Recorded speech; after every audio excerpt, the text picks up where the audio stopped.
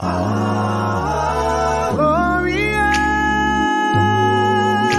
my Gloria, Gloria.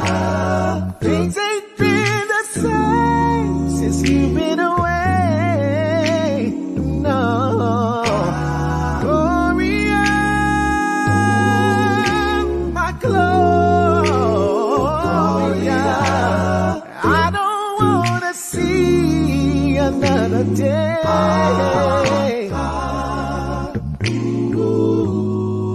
Seems like only yesterday I beheld your sweet face in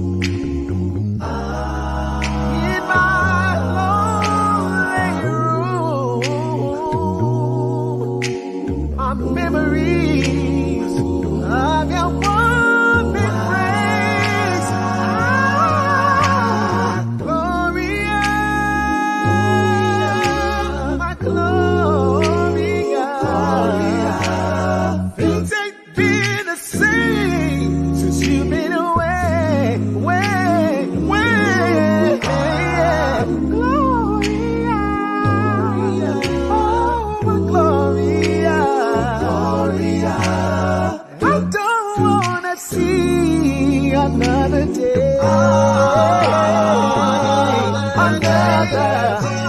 Another day without you.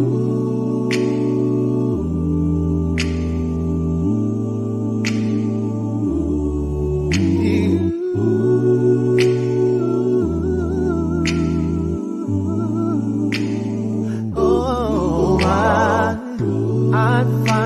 find the nerve to say I'm gonna make a change in my life, starting here today. Oh, I surrender all my love.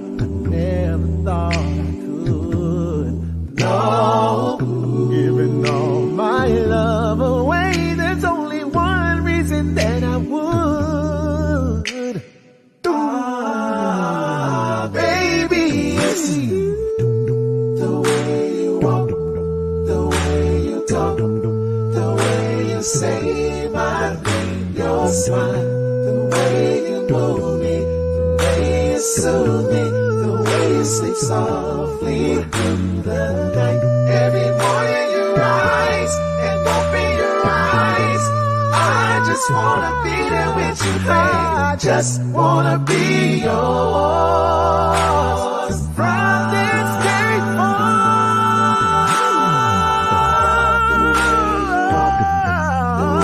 You talk, the way you say my name, your smile, the way you move me, the way you soothe me, the way you sleep softly through the night. Every morning you rise and open your eyes. I just wanna be there with you, babe. I just wanna be yours from this day forward.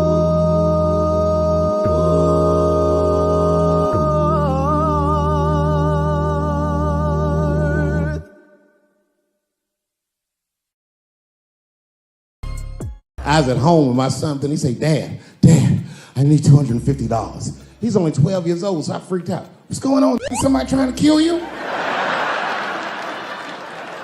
He said, no.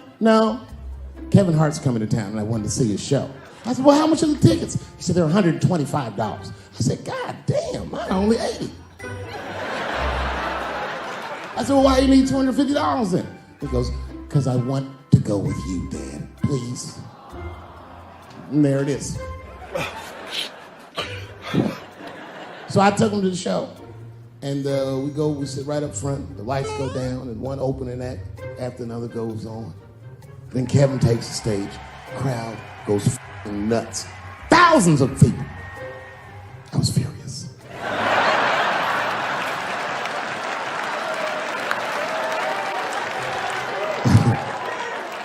The longer the show went on, the madder I got. Because his show was f***ing outstanding. Get out the boat! It was maddening. These people were holding their stomachs. My son was slapping his knee. I'm like, oh, nigga, I do this too.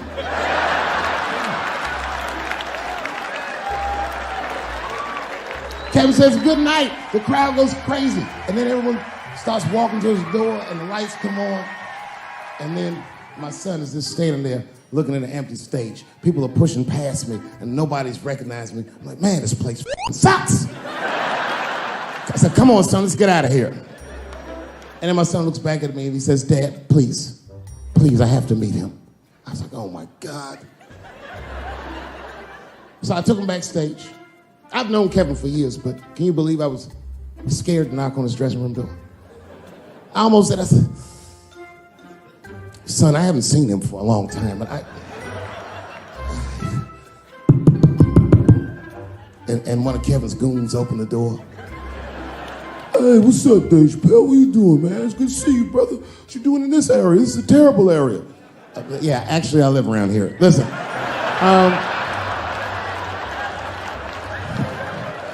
Is Kevin here? My son just wanted to meet him real quick. Well, I don't know, because Kevin's about to eat dinner. Just think Kevin came around the corner to see who it was. What? Oh, shit. What's up, Dave? Come on back. I was just about to have dinner. I don't know if you guys ate, but you're welcome to join me if you like. And then my son pushed past me some cold shit. He goes, actually, Mr. Hart, we haven't eaten in several hours. Bruh.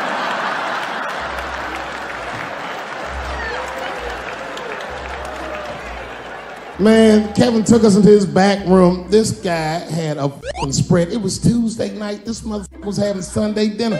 Steaks, chops, corn with butter all over it. My son was eating all fast, embarrassing me. I was like, slow down, son.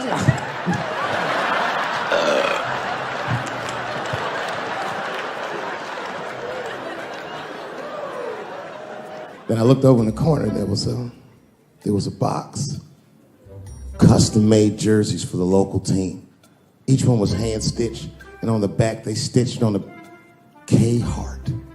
Kevin saw me staring at that box, and he went over and grabbed one of them jerseys, and he walked right to my son. He said, hey, little man, I want you to have this.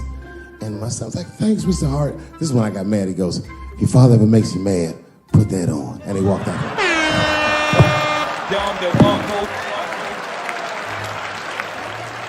Oh, that was some cold shit. Then I realized, I looked up what Kevin made on Google. I couldn't believe that shit. Kevin is the first comedian that a Drake song could be about. Kevin could walk around his house and sing All Me, and the whole song would still be true. Got everything, I got everything. I cannot complain, I could die. I don't even know how much I really made. I forgot, it's a lot. That never mind what I got. And his wife be like, Kevin, come to bed. Kevin, come to bed. Kevin, come to bed. He'd be like, ho, shut up. I got way too much. Ho, shut up. I got way too much. You know how much money you have to tell a girl to shut the fuck up? Kevin, come to bed. Got everything, I got everything. I cannot complain, I could die. I don't even know how much I really made. I forgot, it's a lot. That never mind what I got. Ho, shut up.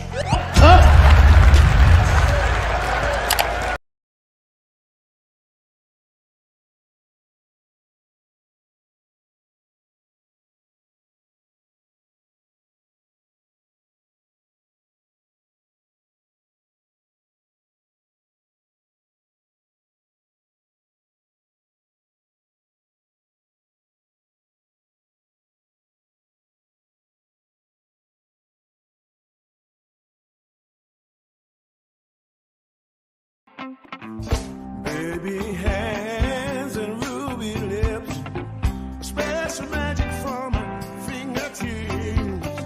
She could heal a nation with just a touch, make your soul cry without as much.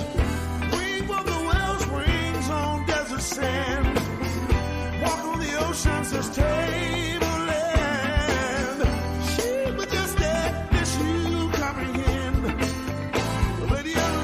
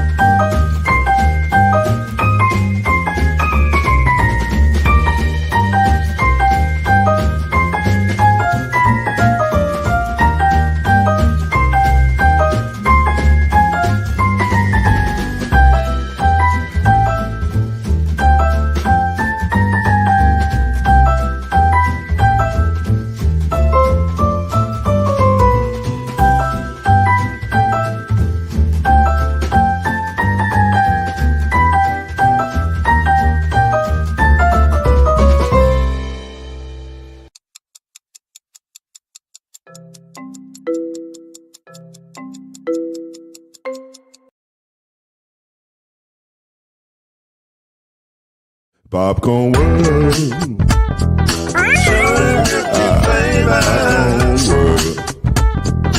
Popcorn world.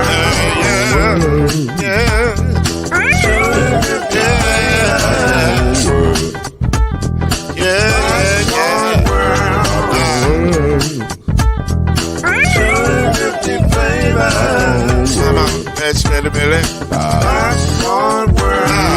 Can I make you groove now? Yes, I can. So you can get this groove in the back of my can. I can make it around the world when it holds in your hand. you smile. 250 flavors gonna make you smile. 250 flavors gonna make you smile. I said popcorn make you smile. Ah. 250 flavors. Popcorn world. Popcorn world. Popcorn world.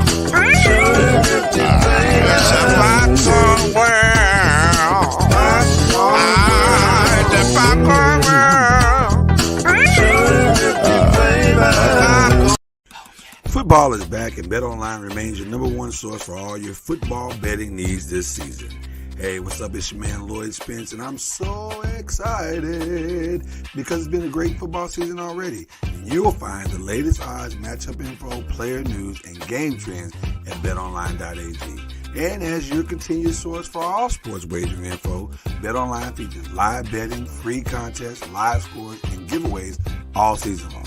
Always the fastest and easiest way to bet all your favorite sports and events like Major League Baseball, MMA, tennis, boxing, and even golf. Head to betonline.ag to join and receive your 100% welcome bonus with your first deposit. Make sure to use your promo code BELIEVE, B-L-E-A-V, to receive your rewards. Why? Because it's BetOnline, and that's where the game starts. And tell them the Noise Maker sent you.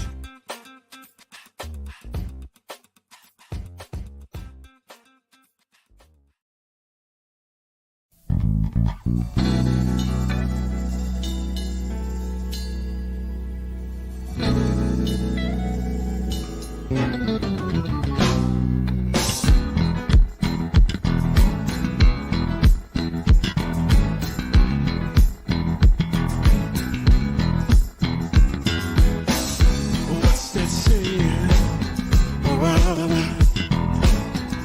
Breaking down the rumor and smiling out. Speaking for the people who must go around. Taking truth to power with a whisper and a shout. We're talking noise. Oh yeah, talking noise. Hey yeah, say it again, say we're talking noise. Yeah, talking noise.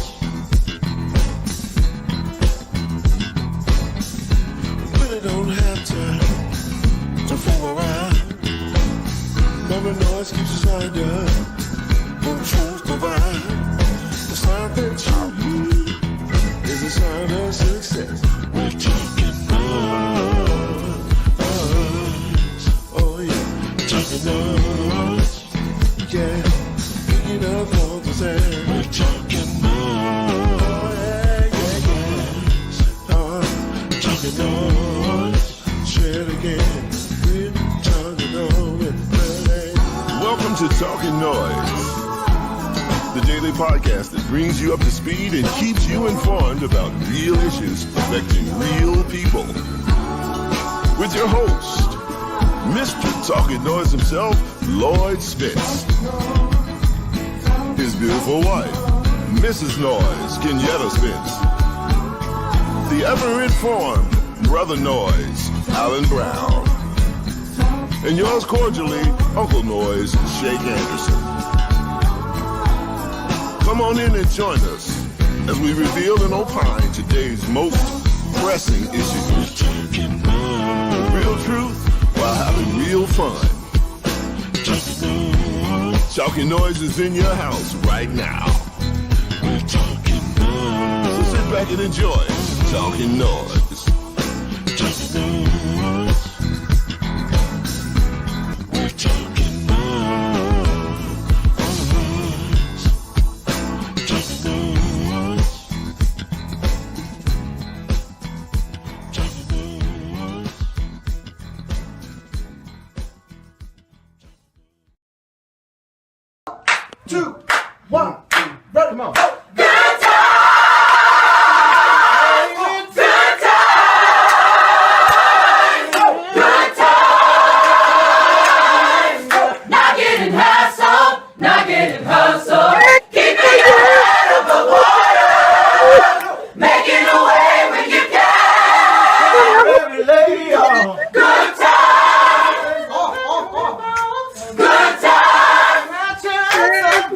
Good time.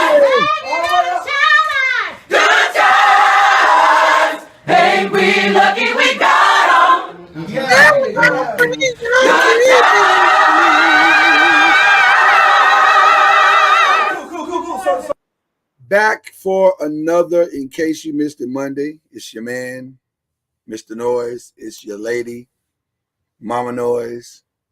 And we coming in hot right off the top because we're excited to be here. We're excited to see y'all. We're excited to be in your presence. And so we got to start the show like we started the show. White Organist, if you would, please, sir. Fire that thing up. Yes, sir.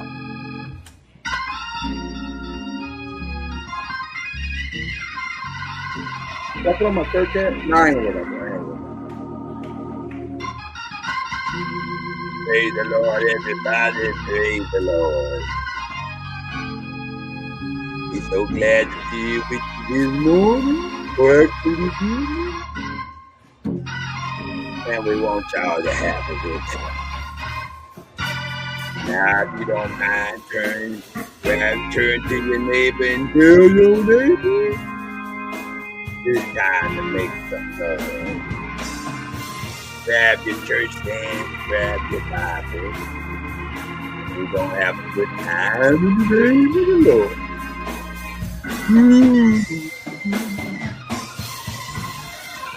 White Organist, you play so fine this evening. If you don't mind, sir, just sing a little bit of the chorus. Come on, Lee. Oh, I love it.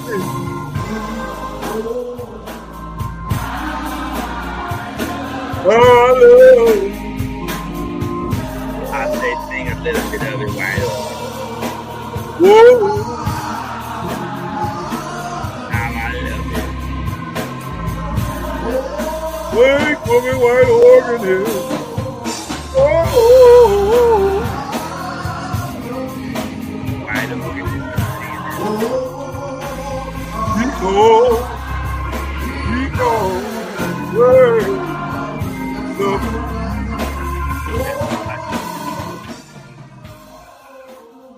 Yes, Mama Noise. What's going on? Popcorn. You muted. Can't nobody hear you?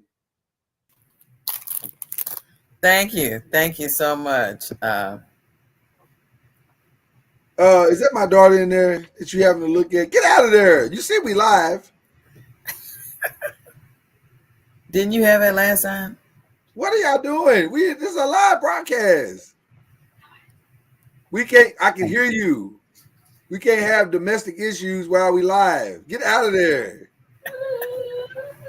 Come here. Just come here. Come here right now. Come in here right now. Today. Come in here. Go around and come around here. Watch your step. Now, come in here and apologize to the people for interrupting our show. I apologize. No, get in there. I apologize to people. Get out of here. Knucklehead. Live broadcast. Mama. Mama, you don't think they can hear me? Yeah, we can hear you. Oh my gosh. This is the only podcast where a child will interrupt in the middle of a live broadcast. Well, during the pandemic, all them Zoom situations, it was all kind of situations and circumstances. That's why you can't really act like it ain't happening. Mm-hmm. I have to, when I hear noises or I see something going on, I just go ahead and acknowledge it because somebody's at home going, can they not hear it? We can hear them typing. Do they not know we can hear it? We understand you can hear it. But if we acknowledge it first, you can't say we didn't know. Mm-hmm. But it is. Mama Noise, Mm-hmm. how you doing today? I'm well. I know you are because look at you. You're looking delicious. Mm-hmm. Somebody went and got something done. Something done. Glory. Something done. I don't like that. I see what's going on with your blonde hairs. Well, Hey, Blondie. How you doing, Mama Noise? nope. How you doing? What up, fam? Dion. Jay Gonzo coming in hot right from the start. Trump lost. Yeah. Did you just get the memo? Like, I don't understand. I don't know. I mean, no, I'm talking about, was he running for something? Well, I don't know. Maybe just realize. Some people be late to the news, so I get it.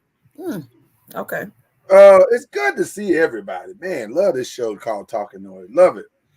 It's been a good weekend. It was. Shout out to the lovely. So for those of you who didn't pull up on Saturday night, although we had a lot of people pull up on Saturday night, especially in the game. We had a lot of people pull up on the games. Goodness gracious.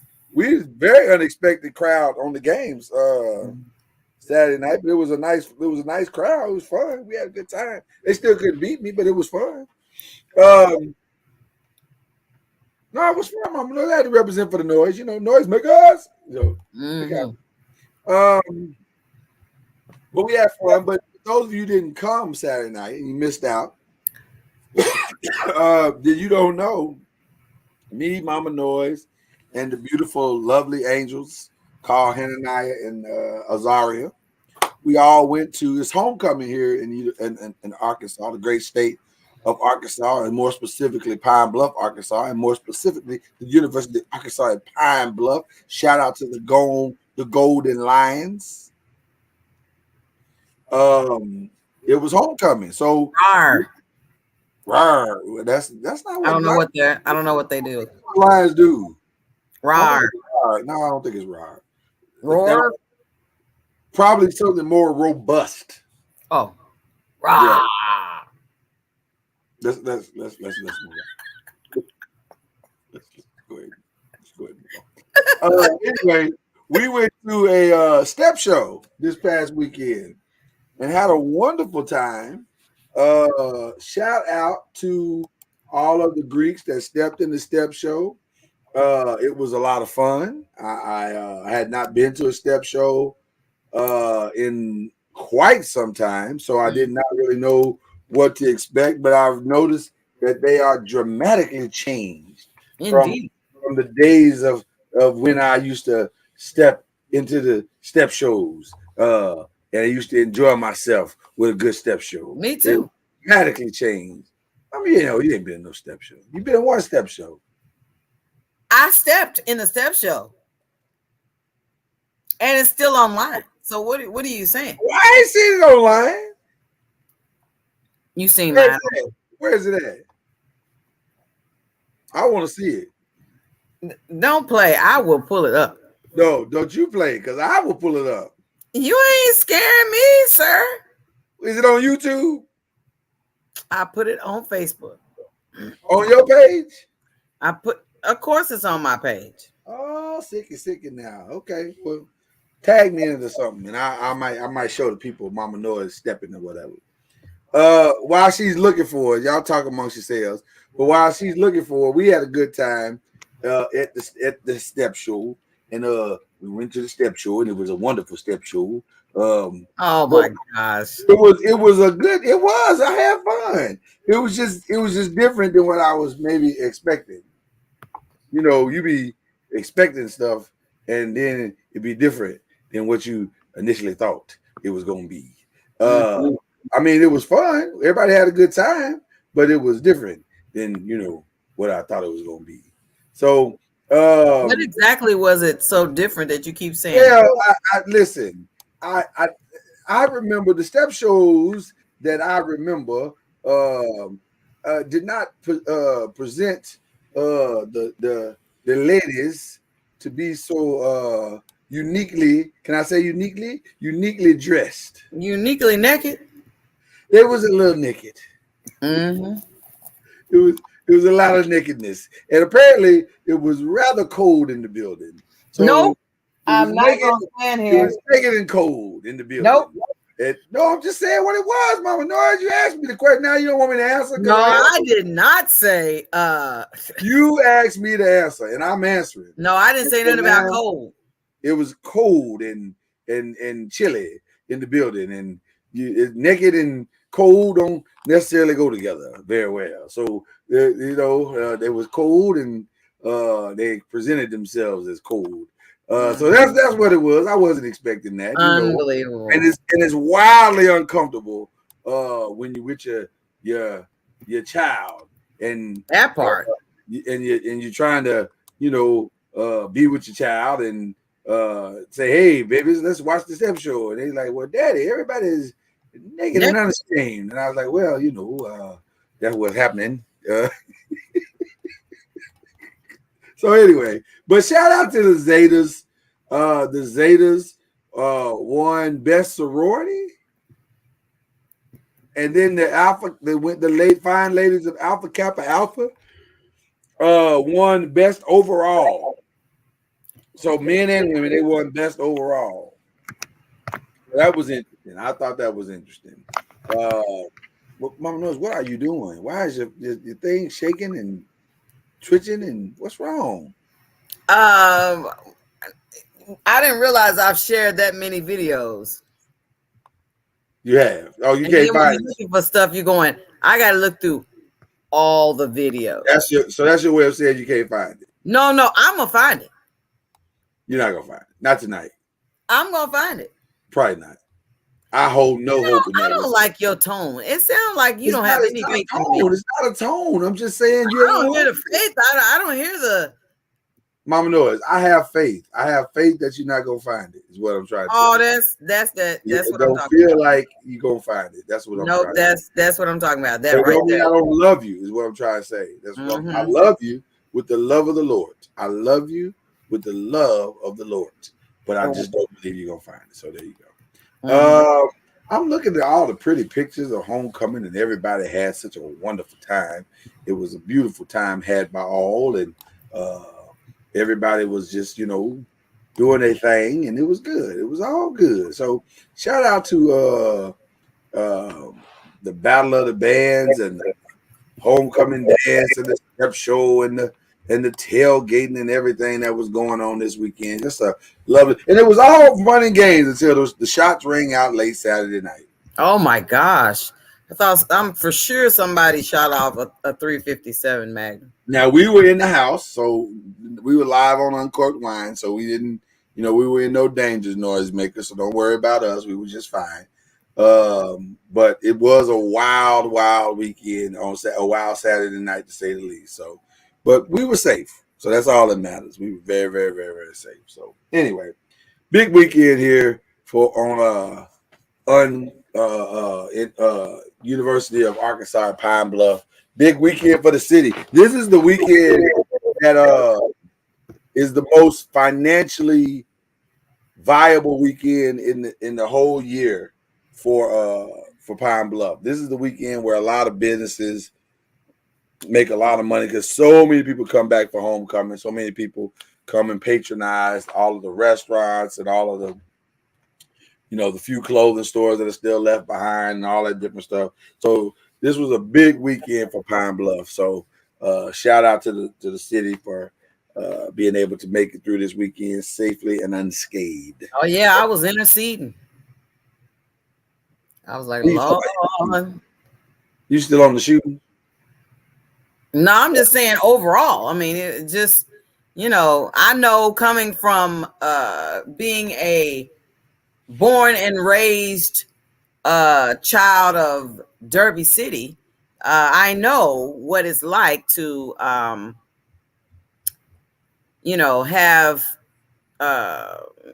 these type of events in your city, and you're like, okay, we want everybody to, as safely as they came, to safely depart. What was not funny? Funny is probably not the right word, but what was unique to me was I kept hearing the older people say it was the young people. It's always the young people, and I'm like, well, you got to be a little more specific than that, because well, how young are these people? Like, are they young? Are they high school young? Are they college young? Well, how young are these people? So anyway, it was just an interesting situation and circumstance, but we had a good time. We had a real good time this weekend. And then got some rest a little bit, after Saturday night's Uncorked Wine, because I had the owl. You got to go back and watch Uncorked Wine to see what the owl is, but I had the owl last night, and it was wonderful. It's a wonderful, wonderful beverage. The owl. The owl B. Today. I had some. That don't sound right. I had the owl B drink. Clean that up. I just heard it. It. Sometimes you got to hear it, and then once you hear it, you clean it up. Players mess up, right? Players mess up. So I had the Albie drink. I had the Albie drink. So there you go. What else is going on? Mama knows. Oh, I know what else is going on. I want to acknowledge this. So it has been a year today. Literally, I think it's today, right? The culmination is a year today. Okay. Right? I believe. Of the 2 days. So for those noisemakers that have been around since day one, and you know who you are day one noisemakers, and we appreciate y'all, and we're still working on the shirts that we want to make sure we will have available for y'all because we love our day one noisemakers. You know that a year ago today, 2 years ago, it's been 2 years, Mama Noise. Mm-hmm. Been 2 years. Wow. Time just be marching on, don't it? Mm-hmm. Yeah. It's been 2 years since we had this event take place, but 2 years where Mama Noise and I lost both our fathers in the same weekend. Mama Noise lost her father on Friday morning, and then Of October the 9th. Right. And then almost exactly 24 hours later, I woke up to the news that my father had passed in a hospital, had been rushed and passed in a hospital the next morning. And it was one of the weirdest weekends we had ever had in our lives. We still, to some degree, are still processing those weekends because how does that happen, right? And but yet it did happen, and we are now living in that new very real reality. And so there you go. So I wanted to ask Mama Noise while I had her on here, how are you 2 years removed from it? How are you feeling today? I experienced the ebbs and flows, if that makes any sense. There are moments I can watch something on television and it just be a trigger for me.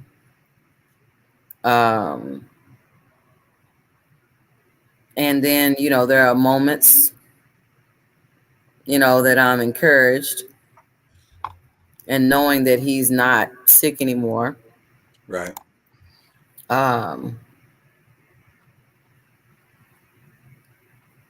The conversation I have with myself about, well, it's selfish of me to say stay when I know that you're suffering just for me, just Right. because I want you here. Right. And I, even though my dad has always been an incredibly strong man to endure what I would consider unbearable pain. Right. I still wouldn't want him to suffer like that, regardless, just because, I would want him to stay. Right. And your situation with your dad passing was completely different than mine because your dad had been sick for a little while. And maybe for a few years, really. And I do believe that COVID accelerated, though. I think that remember that home healthcare nurse was positive for COVID, and I think that her being around him, I would hope, I'd like to think in my imagination that we never confirmed. Did we confirm that he got it from her? Well, I know she was positive, So so he got it. I don't know if he got it Well, we don't know. Honestly, we Yeah, don't. we don't know, but I I'm don't saying want to put that allegation out there. I'd like to be able to say, you know, hopefully that she took the necessary precautions, that she was there, regardless of being positive, that she was with gloves and mask and the whole 9 yards and doing everything that we did in the middle of the pandemic. But again, I don't know, but it just seemed like, you know.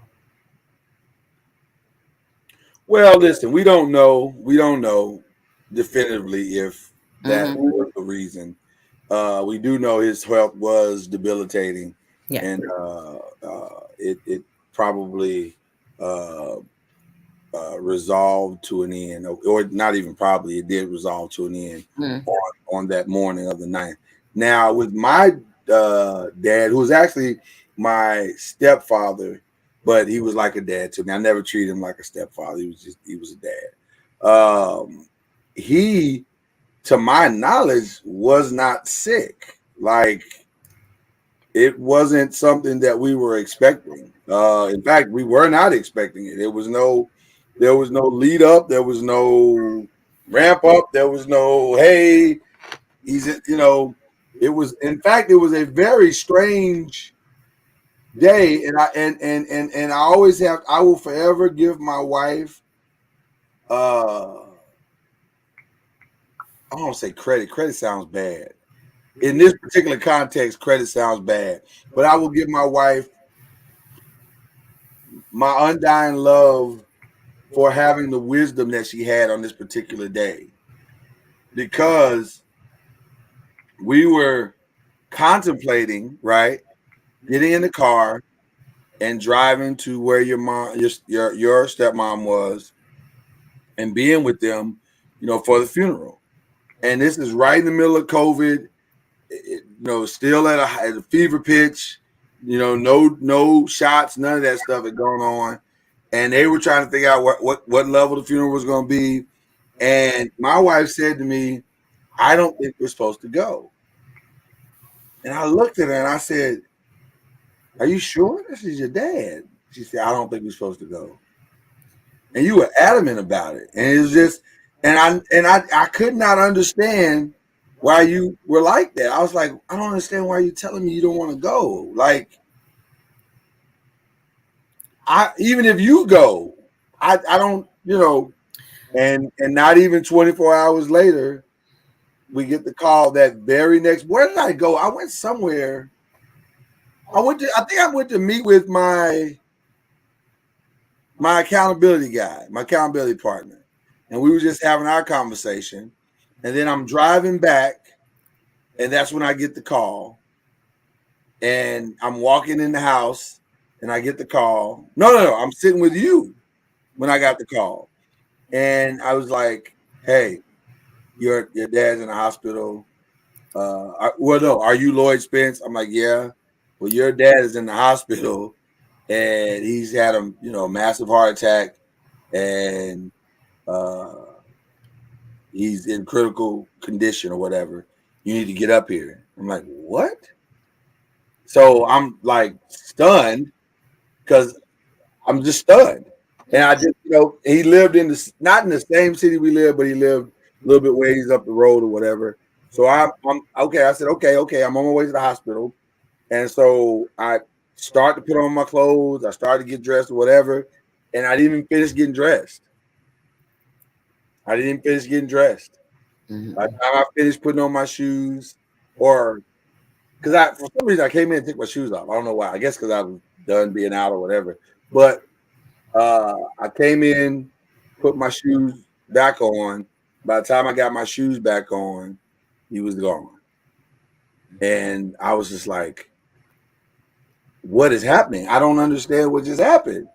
And so there was no other. And the irony, the reason why I praise my wife and I want to give you these flowers, baby, is because had we went with our first thought and got on the road, planned to get on the road that next morning and going to Alabama, nobody would have been there to receive him, because my sister lives here in Arkansas and my brother lives in Germany.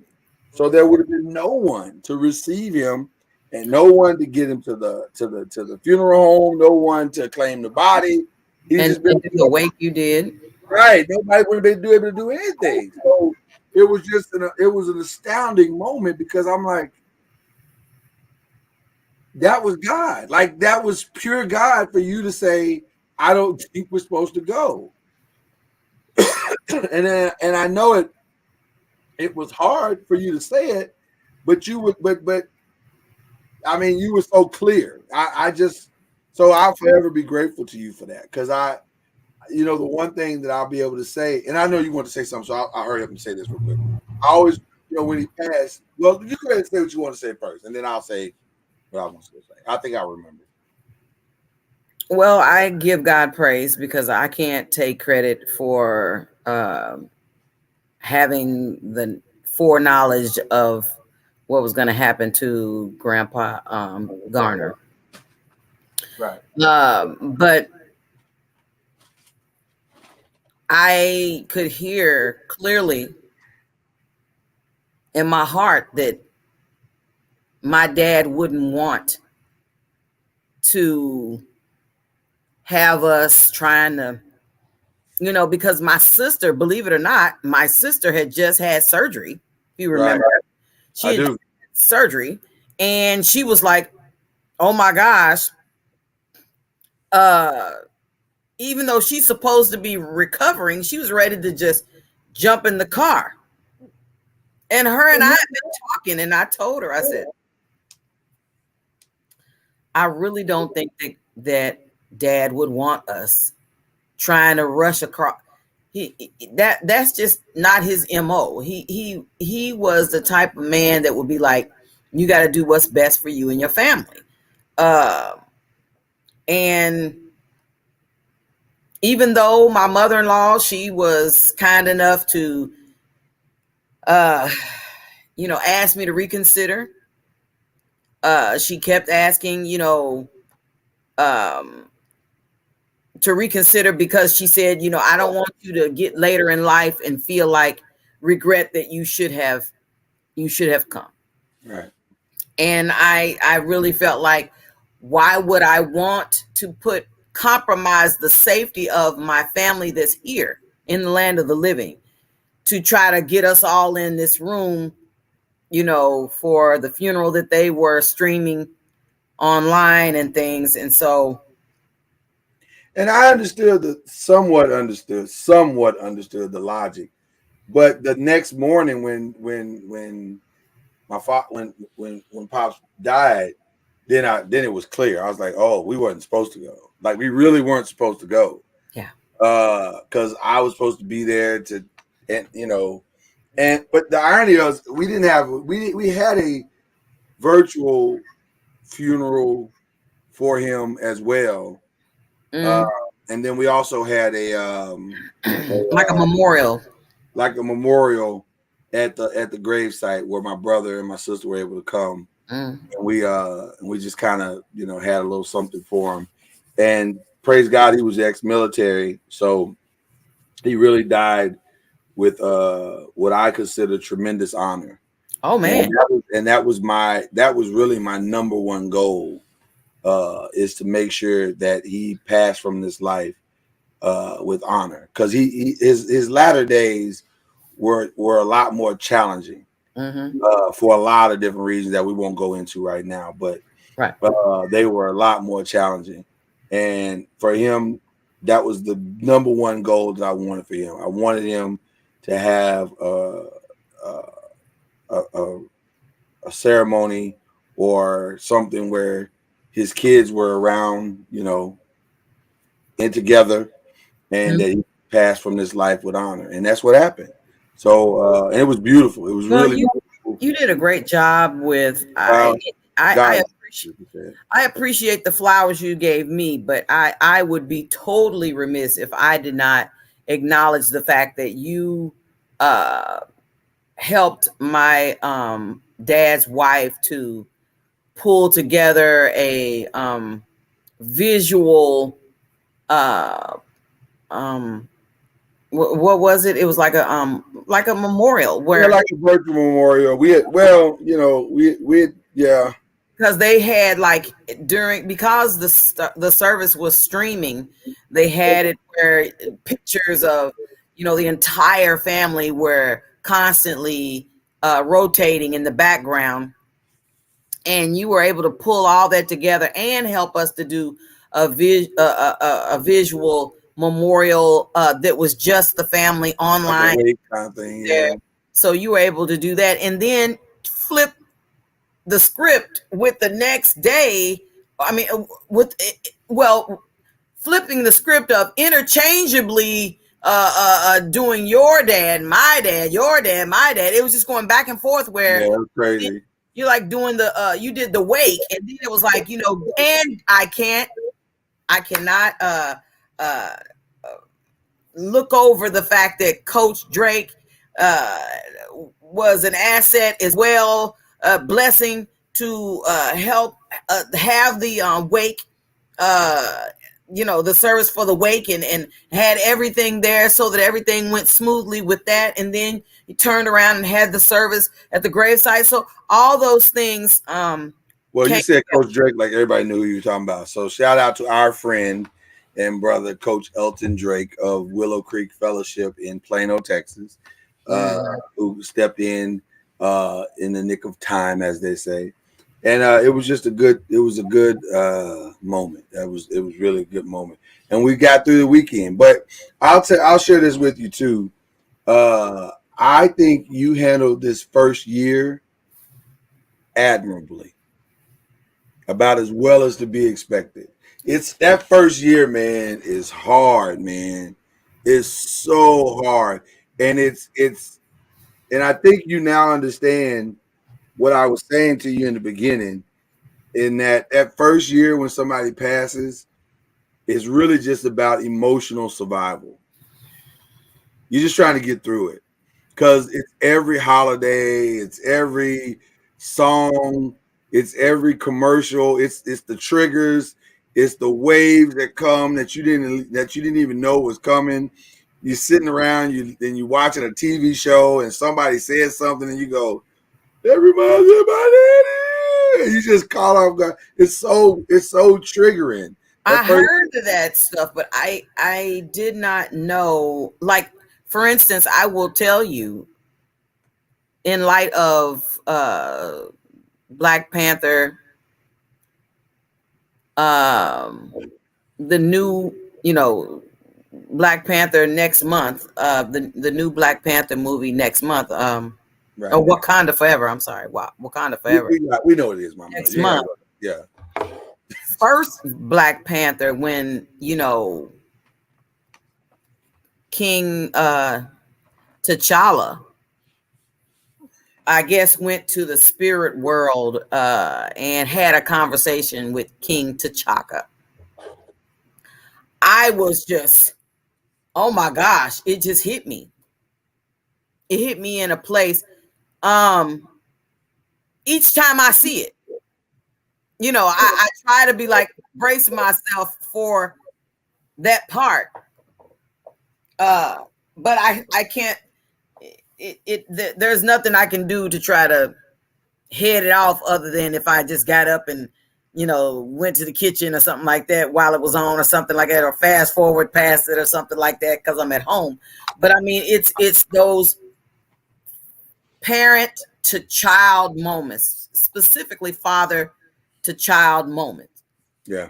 That had me just reeling, where I can watch a regular TV show and all of a sudden something military, because ironically, still, this is so bananas, is that your dad and my dad were both military. Right. So, there's that. And so anytime there's something military,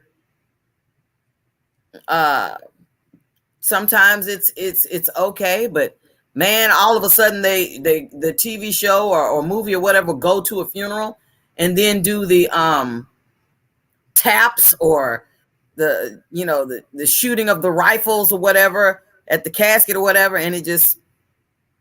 But you know what? That's what made me kind of grateful for my dad's funeral, for you to be able to come to that part, that memorial that we had, where it was just the children and the, you know, the military or whatever, because it kind of made me say, okay, she can replace my dad with her dad in this moment and feel like she kind of got some closure. But I'm gonna tell you something. This is what I was going to tell you a minute ago that I didn't want to forget. There's a blessing in the fact that you didn't go, to be honest with you. And here, oh gosh, sinuses. There's a blessing in that you didn't go that I don't think you realize.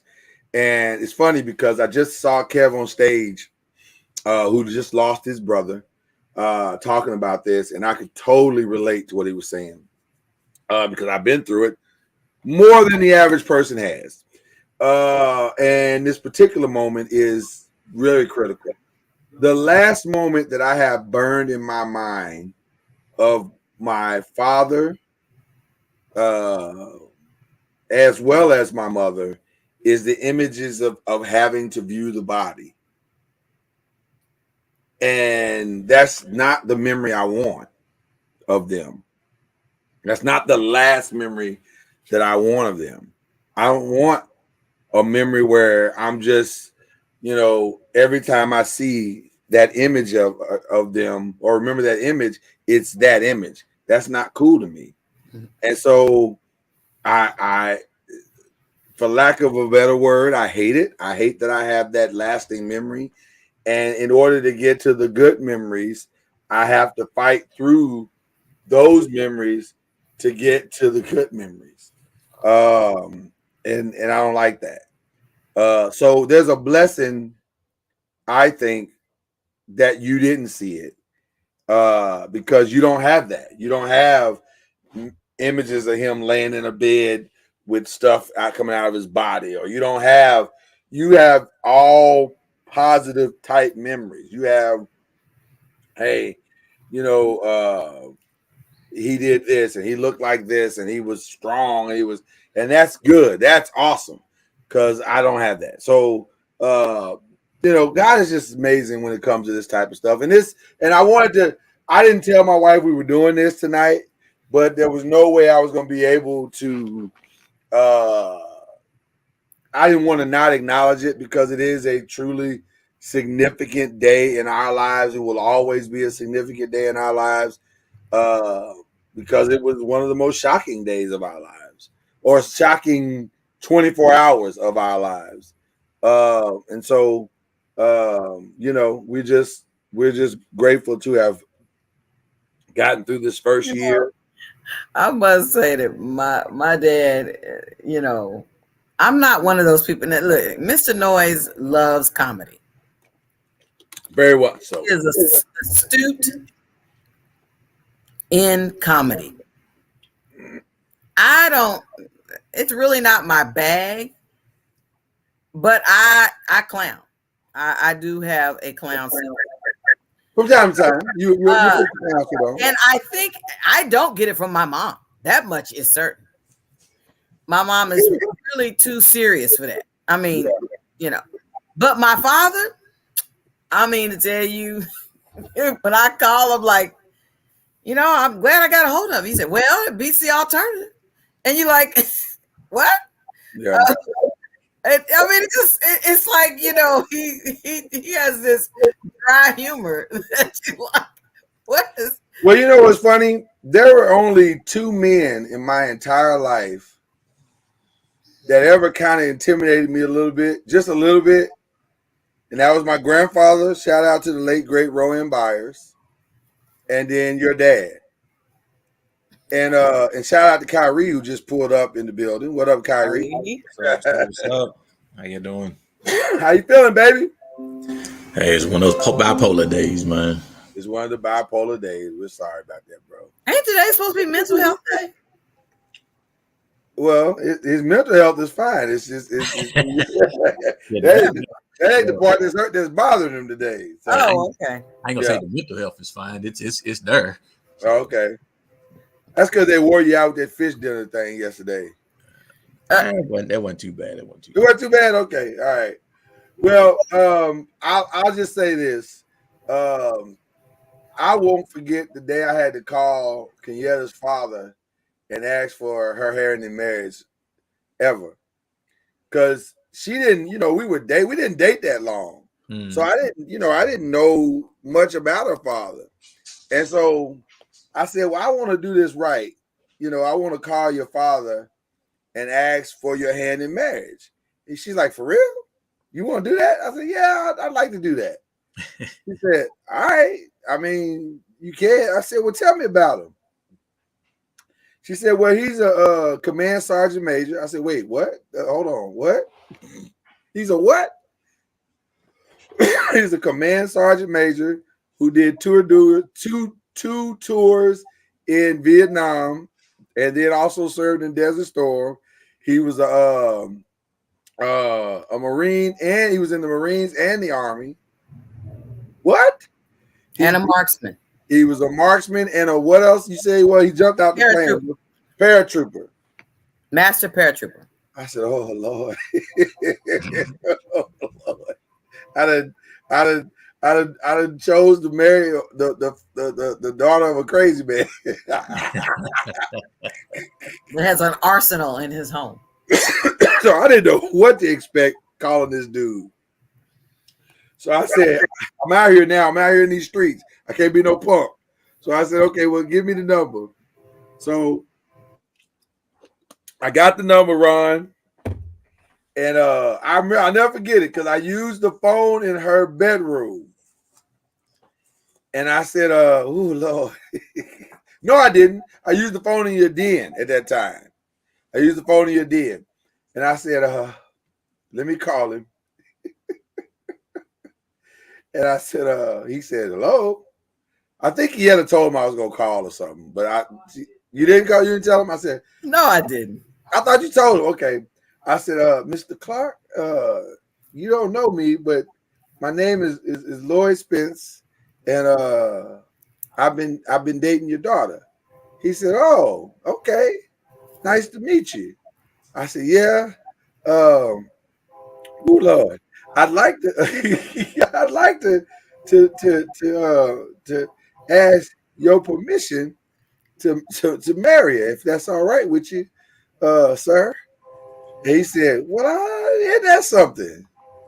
He was real cool with it. I thought he was gonna be, a jerk about it, but he was real cool with it. And he was like, well, man, just make sure you love him, blah, blah, blah. Gave him some good advice. And wait a minute, no, you got it. He really started laughing.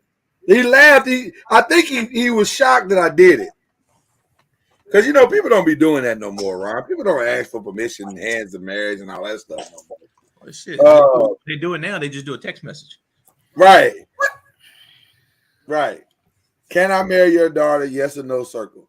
Couple smiley faces, and you good. Right. Smiley face emoji or demon time emoji. Yeah. So he was laughing. He kind of chuckled, and I think he got a kick out of the fact that I was at least, willing to call and do that. And he gave me some good advice. It was like, I absolutely and just treat her right and whatever. He didn't even give me the whole speech. Now I'm going to out Grandma Noise real quick. He didn't even give me the speech that my grandmother gave her stepfather when he tried to ask for her mom's in marriage. Uh-oh. What? The what? Uh-oh. Yeah, I'm out my grandmother right now. Okay, this is Grandma Noise. What? Yeah, because this is a good story. So my grandmother's father had passed, right? Grandmother's father. Okay. Right. And so another man the only man that I actually knew as grandfather came into her life, or he was my great grandfather. Mm-hmm.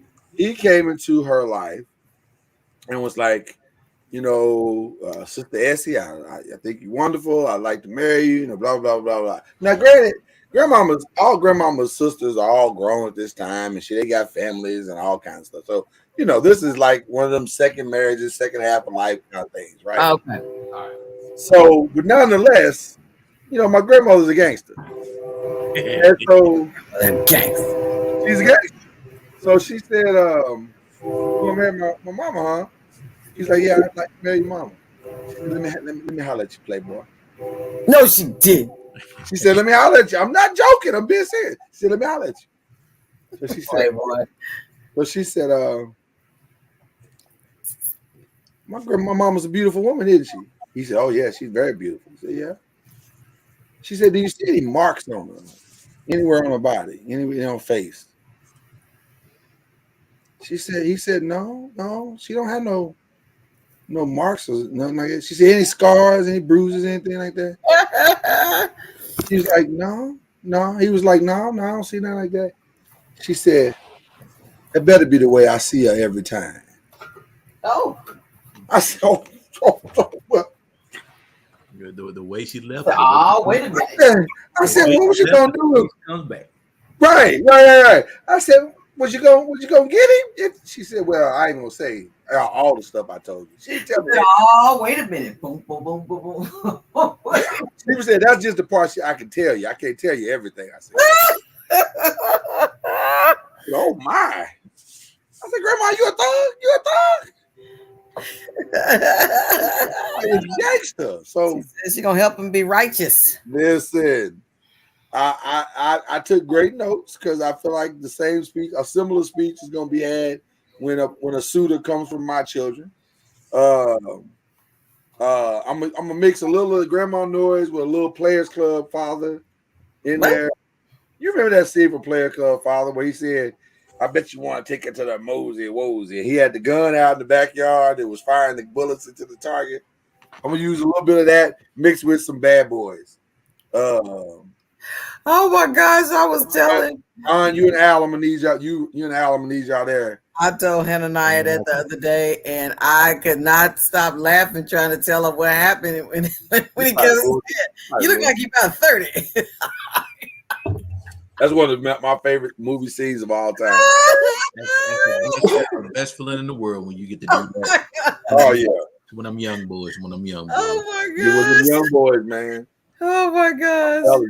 So anyway, yeah. So this is we just wanted to acknowledge this weekend and send our thoughts and prayers to our extended family during this weekend because it's a weird day. You know, it's a weird day. But we will we actually handled this day very well. So needless to say, all is well. I also wanted to acknowledge, we didn't even talk about Loretta Lynn passing last week. No, we didn't. Not that a lot of people know who Loretta Lynn is. I don't know. Some noisemakers might. Some of our noisemakers are old enough to remember who Loretta Lynn is. Some are not. But she's an icon for sure. Mm-hmm.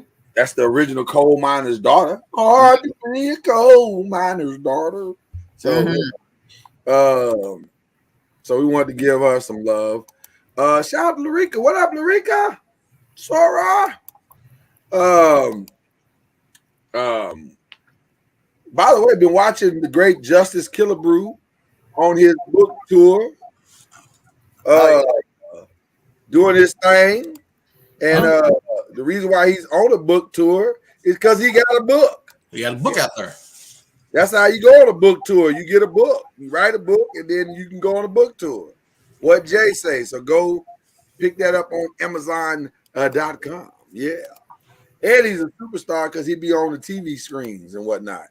When you buy the book, buy two. Buy one for you. Yeah, buy one for somebody. The holidays is coming up. Buy it for somebody. Buy one for a friend. Buy one for your wife. Yeah, buy it for somebody. Listen. Also, he be on the TV screen on Ada Twist Scientist. Ada the Scientist.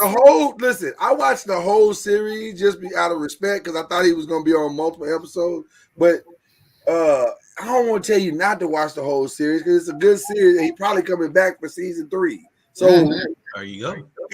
So watch the whole thing. And then he can come back for multiple episodes on season 3. Yeah, that's what we're hoping for anyway. So there you go. Well, you know, we listen. That's fair. That's the nephew. You know what I'm saying? Gotta give Anthony Bruce. What is going on? Why are you coming in so hot? Did she die in a coal mine? No, she didn't die in a coal mine. He gets the savage button just because. Man, That's true. we give out our first savage button of the night. Yes. Savage! I'm a savage! Oh! Goodness gracious, Anthony Bruce coming in hot. Can't talk about that like that. Oh, was she? I didn't know she was 98. Yeah, she wasn't no young lady. She lived. I mean, I knew she was older. I just couldn't remember, you know. But you know, somebody it was CNN I was watching and they were talking about her life and stuff. It was like if it wasn't for her, there would be, and it was just going down. She lost a lot of folks. A lot of folks. I don't remember all the folks, but she lost a lot of folks. Yeah. And I made my correction. We need season 4 of Ada Twist Scientist. He's in episode 1. But I didn't want to tell him that he was in episode 1 because I want him to see the whole thing. Just go watch the whole thing, and then that way he gets the views, or they get the views, and then they'll bring him back for season 4. That's how that works. Mm-hmm. That's how that works. Mm-hmm. So it's about how many people come watch it. So there you go. All right. Was it sad? I didn't think she was 98. I thought she was older than that. Is that sad? You thought she was older than that, bro? No, I didn't think she was older than that. I thought she was older than that. I honestly didn't know how old she was. If I'm being honest, I didn't know. I knew she was older. Because I know her and Betty White was, going hand in hand. It was going neck and neck for a minute, and then Betty got her. She was like, "I'm gonna pass you up." But I knew she was older than Dolly Parton. Oh yeah, she's very much older than Dolly Parton. Dolly might live forever. Dolly's a baby compared to I don't think Dolly can. Dolly gonna die at Mama Noise. I mean, Dolly's listen. been around for a minute, man. She got a whole world now. She's been around long enough to build a world. And Girl got her own world. And she be like low key doing all kinds of incredible acts of kindness that, until, when it's time, her turn, to lead this world, the folks gonna be like, I didn't know she did, like when Prince gave to the library to keep the library open, and you're like, I didn't know that. Okay, well, we didn't know that when he was alive, but then after he's gone, now all of the stuff that he does wonderful, Anthony Bruce is coming in majorly hot today. I don't understand. I don't know if it's because he got on vacation. I don't know if it's because he on vacation today. I mean, because it's a holiday. What? Savage! I'm a savage! Oh, she was still. I mean, come on. Goodness gracious, bro. Lord have mercy. Look at him. What is happening right now? See? See, that's that's what why happens. she would never die. She would never die. When you get a holiday, yeah, that's what happens. That's what happened, man. When you get rest, you just come in hot. You just be like super hot. I know, Larica, just the most. So anyway, we got it's been an interesting weekend to say the least. But we've had a good time. You have to say something about the weekend. Okay. May I say something? I mean, I guess so. You cut me off. Yeah, see the train got you. See the train. Train don't want you to say nothing. No, the train's like, let me go by first. I went. Our youngest Hananiah went online and printed out a nature scavenger hunt. Off of Pinterest page. And when you go out with your kids and you actually unplug from all electronics, we kept a cell phone with us in case we needed it for emergency, and to take pictures of different things that we'd seen while we were out.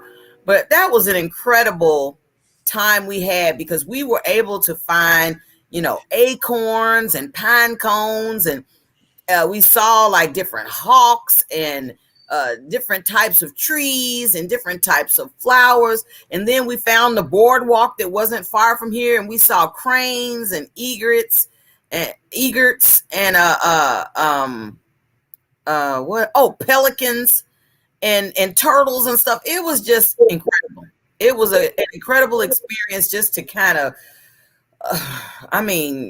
it was just awesome just being able to take it all in. The temperature was like 75, And so it was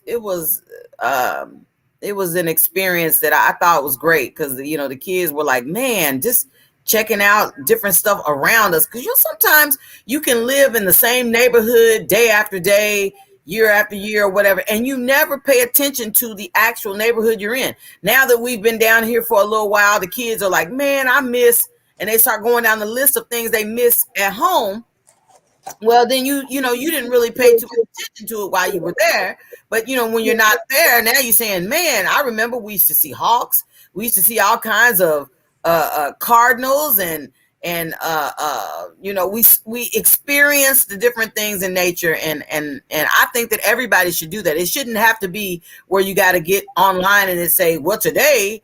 Remember back in the day when Nickelodeon had today's National Play Day, and they turned off, they had all the cartoons off and just had all day long, they just had random ticker tape saying today's play day. So like, in other words, if you ain't outside, we ain't got nothing for you to stay inside and watch. See, Mama knows we do it in the city. We look for real black men in the city, turn a phone off. No, that's not what I said, Kyrie. Oh my. Real black men. That's the scavenger hunt in the city. You turn the phone off and you see one, it's like finding that unicorn out there. You're like, there go one right there. You know what, Kyrie? I don't know why I be listening. Why you coming in hot today too, boy? It's a rough day today, boy. What? I said nature. He's talking about looking for black men. Clearly, one thing about down here in Pine Bluff to me was before Atlanta. Every time I turn around, ain't nothing but black people. There is no white plethora of black people here. Do you not like that? Are you uncomfortable? You like one white person, you like, wow, where did they come from? That's a scavenger hunt. That's a scavenger hunt in and of itself. No, we weren't scavenging. We weren't looking. But that's how you find interesting stuff. You don't always have to be looking. So seeing a white person is interesting stuff. Let me show you how it works. In Pine Bluff, yeah. Let me show you how it works, Mama Noise. You're walking, and all of a sudden, over in the wild, there is the caucasoids. Nope. Caucasoidus. And so Anthony Bruce, he hurts. He is like looking for your daddy when you go through the city. Wow. It's rough out here in these streets. We properly address what just happened here on both. God damn, that was racist. But it wasn't untrue though. That's the part that I need y'all to understand. Though it may have been racist, it was not untrue. I said nature. I did not say anything but nature. White people come from the earth. God put white people here for me and you. That's not the same thing. What are you talking about? You're right. We don't call it scavenger hunt. We call it Negro hunt. Wow, that escalated quickly. That got out of hand. Oh man, jeez. Okay, let's just move on. I apologize. This is the medication. Nobody play with no medication. I never said you had to apologize. I just said let's just move. Yeah, let's just keep it moving here. What else is going on this weekend? Something else happened. We got so much going on. What he said, scavenger hunt in Arkansas is a man with 800 credit scores. A white man with 800 credit scores. No, they got plenty of white people with 800 credit scores.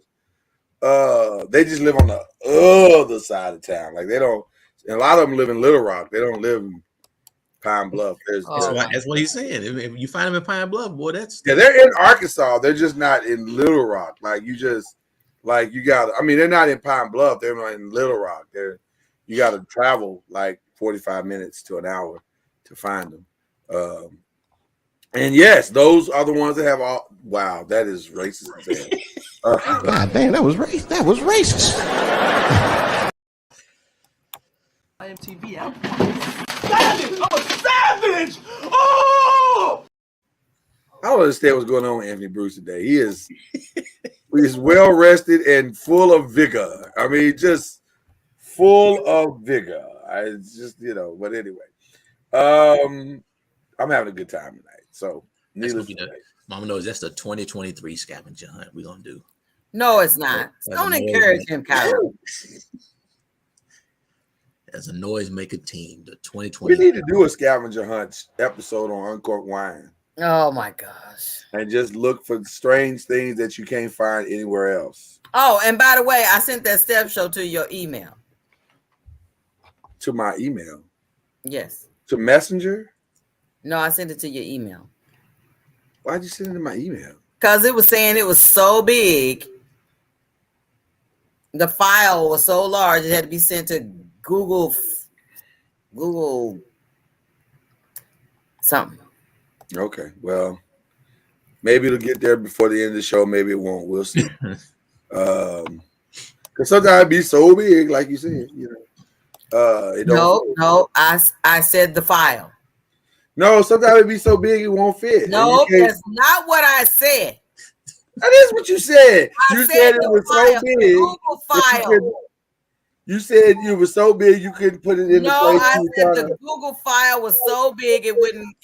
You know what, Lloyd? I don't want to talk. Ron, how's that any different than what I said? Sound like the same to me. Okay, that's all I'm saying. Oh, his wife didn't get. That's why he's so savage. I got it. Okay, so he's feeling the way about that. Oh, we need to text her. That's your best friend. Text her. That go back and U-turn. You need to do a U-turn. Tell her to go back and break him off. Would or could she like sneak off to the break room and like send like you know what I'm saying, just like another video, you know, just to kind of balance it out. Take a bathroom. Yeah, run to the bathroom real quick. Run to the bathroom real quick. Shoot him a little, text or whatever, just to kind of, It's the thinking of you text, Mom. I get concerned when you say the thinking of you. The thinking of you. Why are you concerned when I say it? No, I'm talking about Kyrie. Oh yeah, you should definitely be concerned when he said it. I know. That is for certain. Yeah. Oh my gosh! Listen, I'm about to send me a thinking of you text here in a minute. What? Interesting. That is interesting that you were saying that. Oh my gosh! While we're having that discussion, let me go ahead and do some quick housekeeping. I guess we need to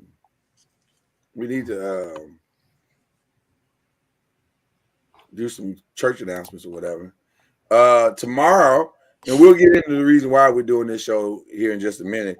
We got Talk That Tuesday, so you don't want to miss that. We got y'all know we're gonna have an amazing 5 this week because we got to talk about this Draymond thing. Lord have mercy. We might talk about that Draymond thing on the 5 and on Believe in the ACC. And we got a lot to talk about on Believe in the ACC. Then of course we got Black Friday. By the way, I want to give a shout out to all the noisemakers who sent a little blessing in for Unc Noise. Yeah, we appreciate y'all. I actually don't know what it's up to. I do. Well, that Mama Noise is coming in hot again. Oh, you want me to tell you? Go ahead, Mom Noise. It's up to $4,010. Amen. Hallelujah. So we still moving in the direction of the goal of the GoFundMe. So please, if you can, go and patronize Unc. And if you are watching this here podcast by Facebook or YouTube, and you go to the link that you see at the bottom of the screen right now, and just type all that in. Ain't no other way to do it but to type all that in, and then it'll take you right over to where you need to be to give Unc some love or whatever. By the way, I talked to him today, and he said he enjoyed the show, except for the part where we lied on him. He didn't like that at all. I said, "Where did we lie?" He said, "Y'all said I prepare 75 songs and we only do 6, when clearly I can get to at least 13 of the 75. I said, "That is true, and we apologize." So I'm giving him a public apology that we came up 7 songs short of the 75. So there you go. And for the record, you can go to the GoFundMe website and then just put his name in, and it will pull up the actual. I mean, if you want to do it that way, you can. I'm saying you can search for it. If you're one of those type of people that's challenging, like I am from time to time, to be like, okay, so I need to get the letters and the numbers and stuff. to make sure I get to the right link and all that. You go to the page and just search with the big magnifying glass, and that will help you find Shake Henderson. Hey, no such thing as a small amount. Any amount. Right. Yes. That part right there. I mean, I am a huge advocate for stressing the importance of whatever you can give is a blessing to the overall whole. Don't be deceived in thinking that, my little bit is not going to make a difference. It all makes a difference. Amen. That same $6 you spend on Newports, put it to something good. Yeah, put it something else. Newport. I'm now listen, I'd be lying to y'all. Y'all see what I'm wearing tonight. So I'd be lying to y'all if I didn't tell y'all I was super excited. I literally, Ron, as tired as we were coming out of Uncorked Wine, and as much as the Al B drink hit me on Saturday night, I still got up and watched my Giants play in London on Sunday morning. And I was thankful that I did, because we got the victory over them funky Packers. I watched it and cheered for you as well, man. Thank you, brother. I appreciate you, man. And we were super excited about that. But I did leave the game with some concerns, because we're using some techniques that I'm not comfortable with. And I don't know what this is about. So I got questions.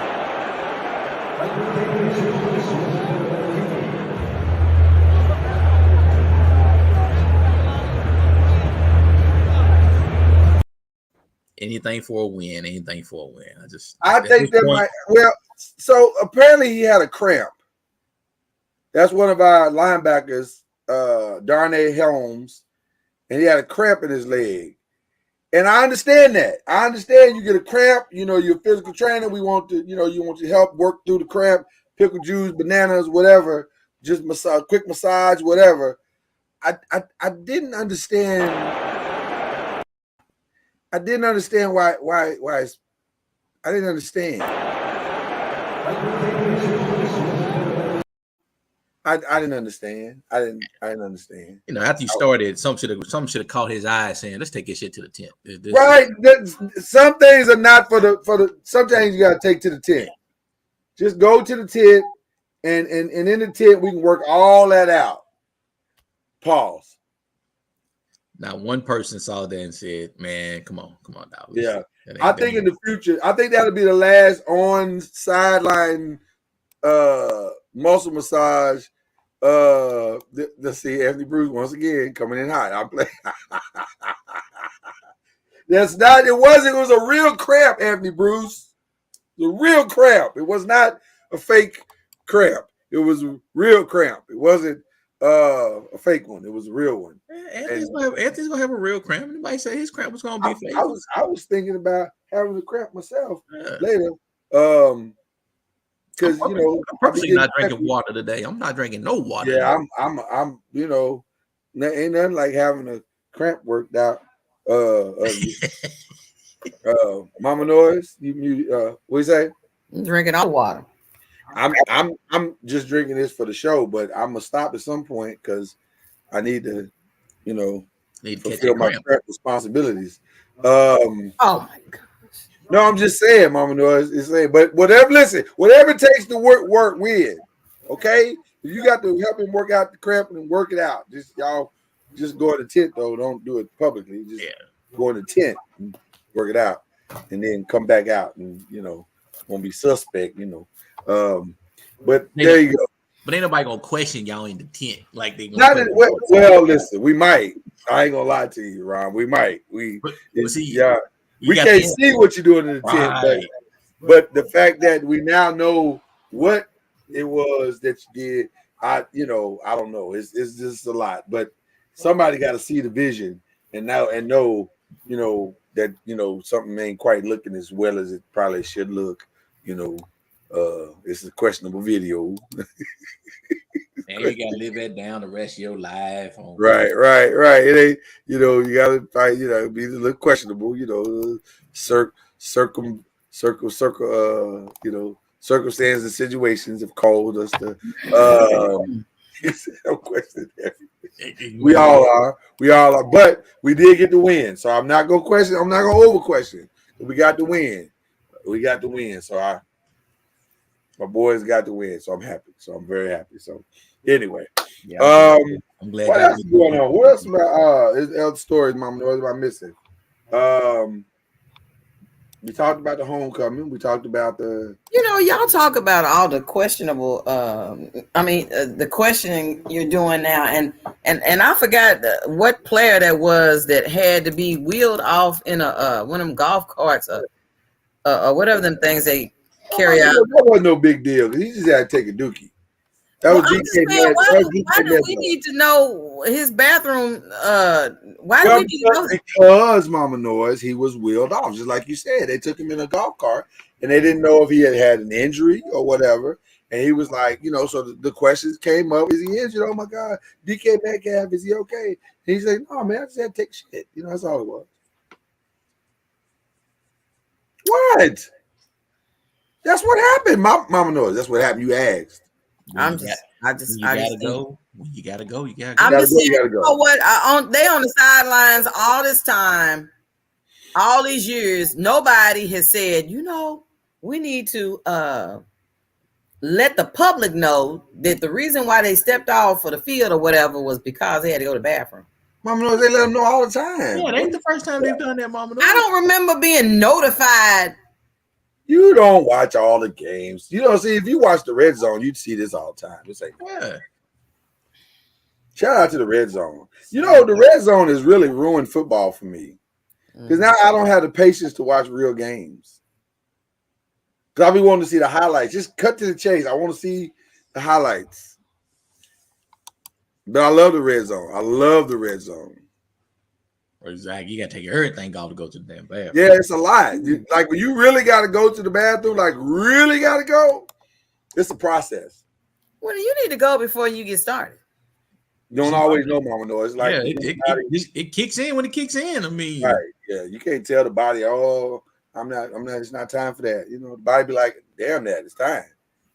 Body don't care when your ass is sleeping. You gotta jump up out the bed, go to the bathroom. It's the same thing, but of a game. Right, you gotta go. Listen, maybe you need to fast. No, Mama Noise, you can't go out on the football field with an empty stomach. You gotta go with some carbohydrates. Then you need to drink some Boost. Your ass is really gonna be in the bathroom. Mama Noise, you feel like you got all the answers, don't you? It's all simple in your world. I'm just saying, somebody has got the cheat code, and he needs to figure out. Look at man go to the bathroom in peace. He don't need no criticisms and whatnot. We don't say that when women walk around with them bodysuits and gotta go to the bathroom. That's right.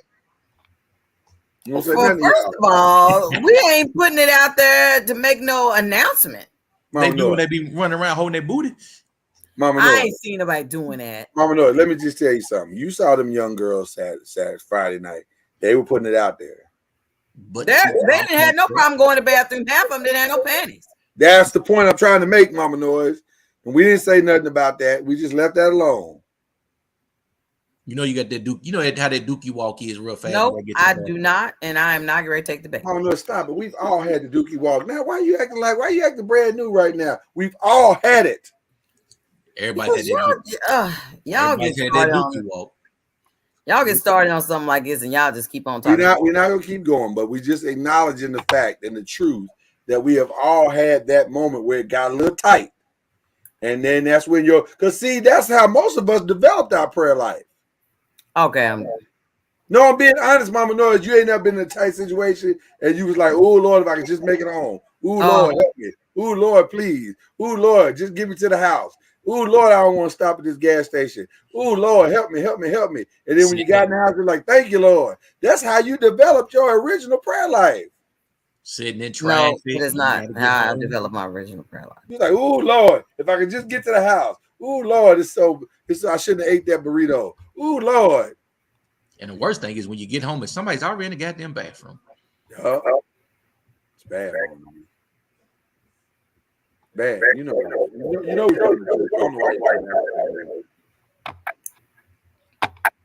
It's all good. I ain't gonna do it yet. Trying to ignore me tonight, but I'm telling the truth. Mama knows the hand to pick the cotton can now pick the president, and I just want to make that clear, as I do from time to time on this show. All right, we got to get to some of the one of the more serious stories that are out there right now. This was a weird weekend for a couple of reasons. On, I guess this was Friday night this went down. Friday night there was a shooting. And this shooting took place in a high school football game. So here's this.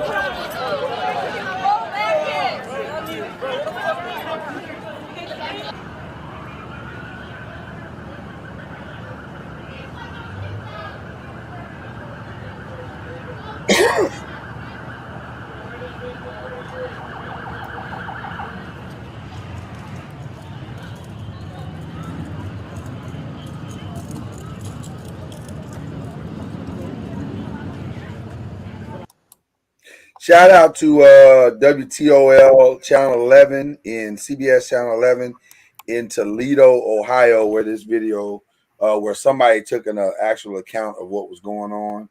Whitmer High School was playing Central Catholic High School, and right in the midst of the game, and Central Catholic was destroying Whitmer, 46-16. And right near the, I guess at the end of the game, this happened. 3 people were shot. And you see all the chaos that ensued. The players didn't even know what the heck was going on. They're on the game. They watching like, why is everybody taking off running? And all of a sudden they were like, well, maybe we should take off running. And the band took off running. And it was just completely chaotic this weekend at that. They did arrest 2 suspects. As of today, I think they're still looking for the other 2. But this happened at a high school football game. If you can believe that. Where was this? Mama, no, I just said Toledo, Ohio. My love. You can't hear me because of the sirens in our own background. Is that what it is? It's possible. Because I can hear them too. So I'm going to stall you out. But yes, this was in Toledo, Ohio. Then, if that wasn't enough this weekend, this happened. Family is facing terrible pain tonight. Police continue to search for a man that family called a friend who's now accused of killing their daughter. And the reason for the shooting might have you shaking your head in disbelief. Steve Pickett reports the killing apparently surrounds losing a basketball game on a playground. Silence bounced off the backboards of TG Terry Park this afternoon. The basketball court sat empty while a mother and family tried to comprehend an incomprehensible act. Asia loved basketball. Yes, she did. She loved basketball to the point to where she died doing what she loved. Monday, 21-year-old Asia Womack. She died after being shot multiple times. Police and paramedics found her near Dallas's Fair Park Grocery. But it was here, on the basketball court of Terry Park, Asia Womack played a game against a friend. Police identify that friend as 31-year-old Cameron Hogg. There's an arrest warrant for him now.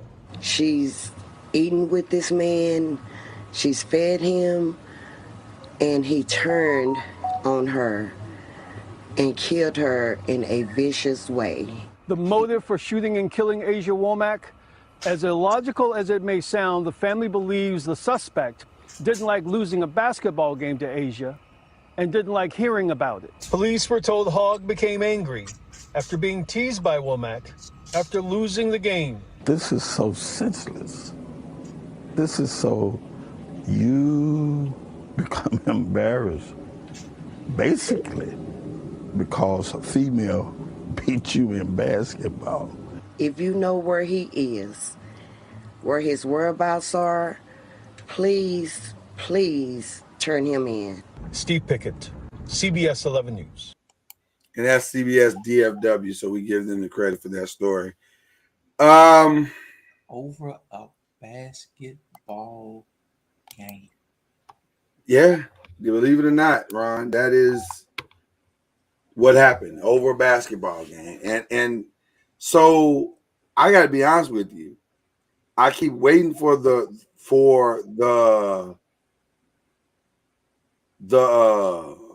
vitriol from the internet and Black Twitter, but I haven't seen anybody talking about it. And I'm saying, are we this numb in the Black community to shootings? Especially stuff like this. Like this is as crazy as it gets. A basketball game because he beat her, but just loving basketball in reverse. She beat him. He got embarrassed because people were talking about the fact that he lost a game to a female. But the mama said that she done fed him. They done ate, that he was her friend. Well, no, he wasn't. I got news for mama. They were not friends. I've lost games with my friends before. I've never shot any of them because I lost. Did they want to take your life? Because right. I've even been teased after I lost. Never wanted to shoot them. Never. So no, they were not friends. Now I would imagine there's more to this story that probably may or may not come out. But this is insane. But what's even more insane is that there's no real outrage for it. I haven't seen people talking about this. I haven't seen Mama Noise, as much as I was teasing you a little bit about the city, the fact that you had to ask and the fact that you haven't heard about it is not good. We're not angry anymore about this type of stuff. We've become numb to it. Like really, really numb to it. Like it's almost like we expect it to happen. I'll be honest with you. And I mentioned this earlier in the show. This is a very transparent moment we're about to have, everybody. But I want to say this because I think it's true. I fully expected Friday and Saturday night to end in gunfire here in Pine Bluff. I hate to say it, but this is true. I fully expected it. I was not surprised, not even in the least, that guns rang out Friday and Saturday night here in Pine Bluff. Why? Because that's just how it is. It's the new normal. I'm gonna say normality, but it's literally almost the new norm. Right. Like Andy Bruce said, seems like we only get mad when the cops do it. But this don't make you mad that it's in your neighborhood as a normal function of life. That don't make you mad. So now let's review all the places you can't go or feel safe that your child has gone to. The movies, school, church, the grocery store, amusement parks, the library, after school activities. What do you say? After school activities. I mean, the list just keeps growing every single day. And you just go, at what point are we going to acknowledge and become angry and start marching about that? But we're not. We're not even, not only are we not angry about it, we are completely numb to it, which is why we don't have a deeper discussion tomorrow. Will America ever get angry enough to stop school shootings or will more children have to die first? And by the way, this is on the heels of the good people of Uvalde and those families that were affected by the Uvalde shooting, them firing that entire police department. They fired that entire police department.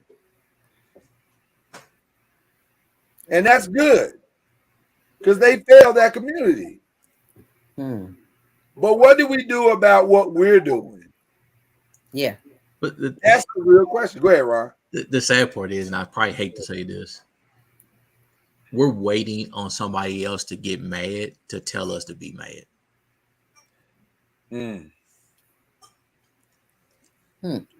We're waiting on. Say that again, Ron. We're waiting on somebody else to get mad to tell us to get mad. We're waiting on somebody else to get so fed up that they come back and start pointing the finger at us before we do something. We don't want to do it ourselves. We don't want to lead ourselves into it. We want somebody else to do it for us. Are we as Black people in our own toxic relationship with our own community? Yes. Yes. Because the fact that it doesn't bother us that people are shooting each other in our own community, that's not abnormal to us. We're in our own abusive relationship.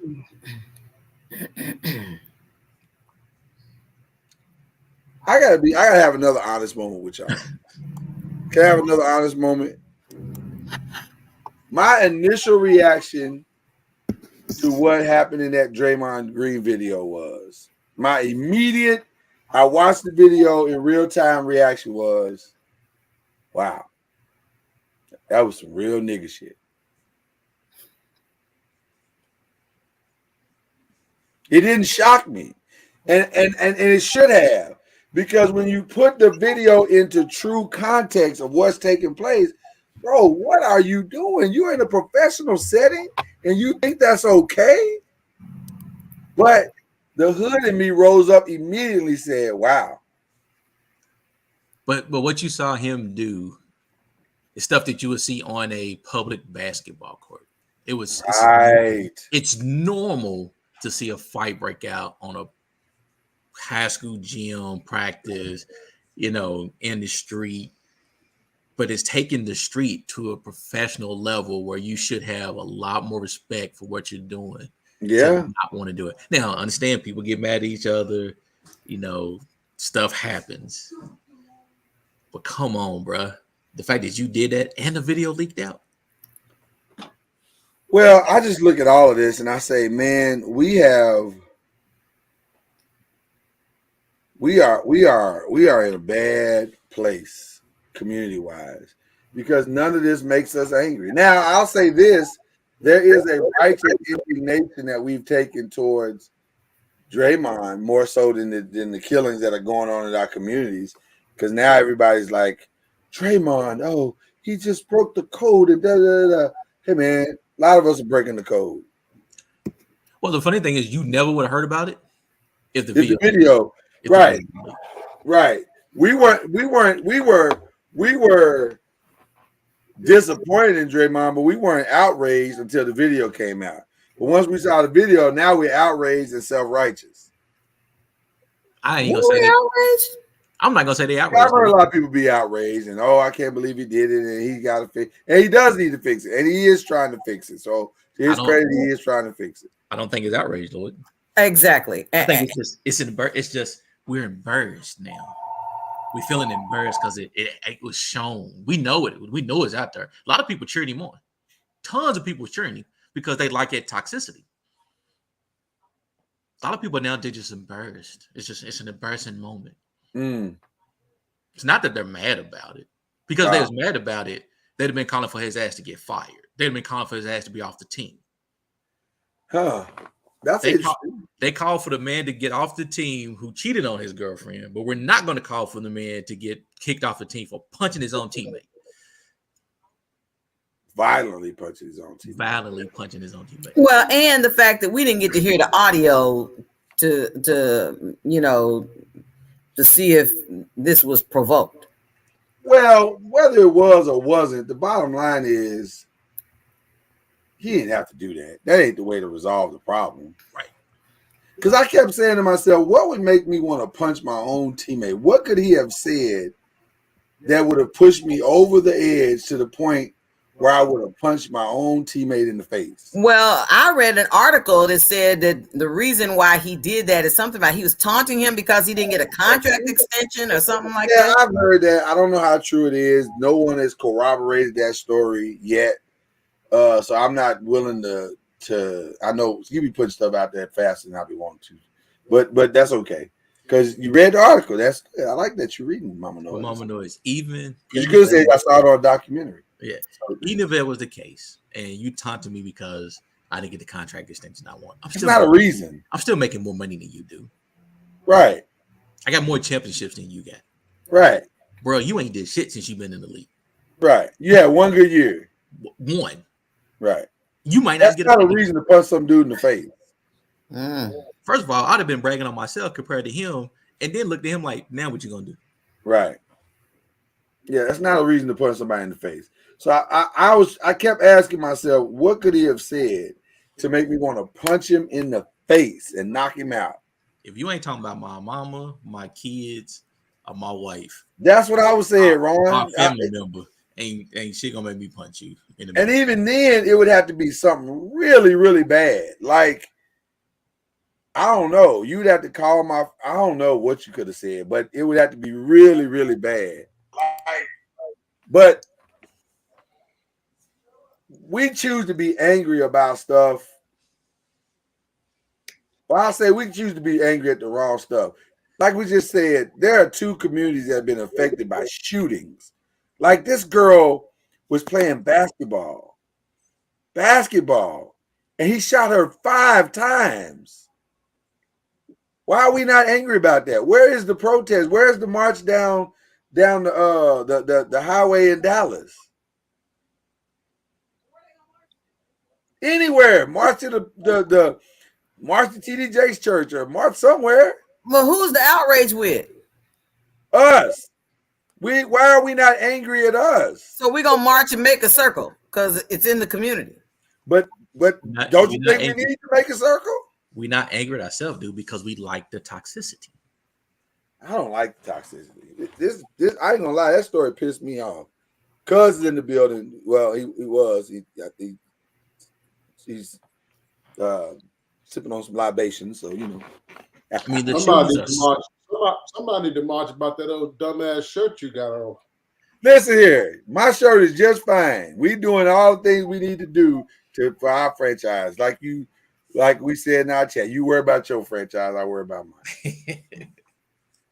We'll see you soon, though. No, you don't want to see us soon. We'll see you soon. We ain't afraid of y'all. Y'all ain't do nothing. We will see you soon. Y'all ain't beat us and shit. God knows how long. It's been a long time. Okay, well, we're gonna rectify that soon. What you say, Anthony Bruce? The bad behavior is getting viewers and attention. The toxicity is praised, dude. The kids feed off that toxicity, dude. Shooting at a high school football game. When last time you heard of a fight at a high school football game? Oh, we hear about that all the time.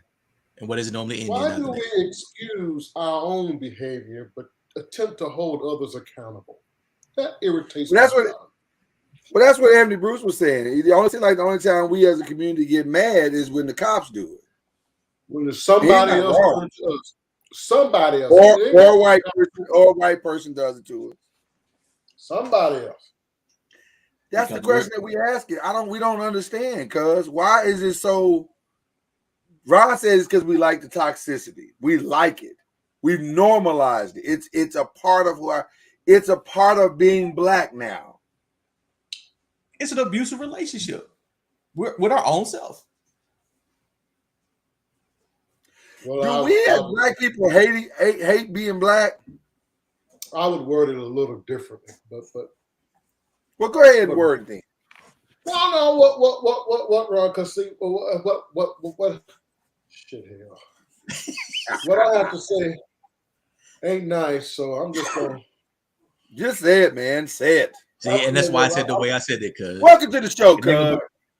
I said it the way I said it, so because it's not gonna be nice, but it's probably the clearest message is we're in our own abusive relationship. We would rather whoop our own ass. But then somebody else who come and whoop our ass, we get mad when somebody else come in and whoop our ass. But we okay with whooping our own ass. In every area of life, whether it's in your personal relationships, your business, your job, it's always easier to blame somebody else than to be accountable. And we're stuck on blame. We're stuck on it. But you know, that's not all our fault. Now because explain we were taught by them that we needed them. That we couldn't do it without them. They taught us that. Okay. I agree with that.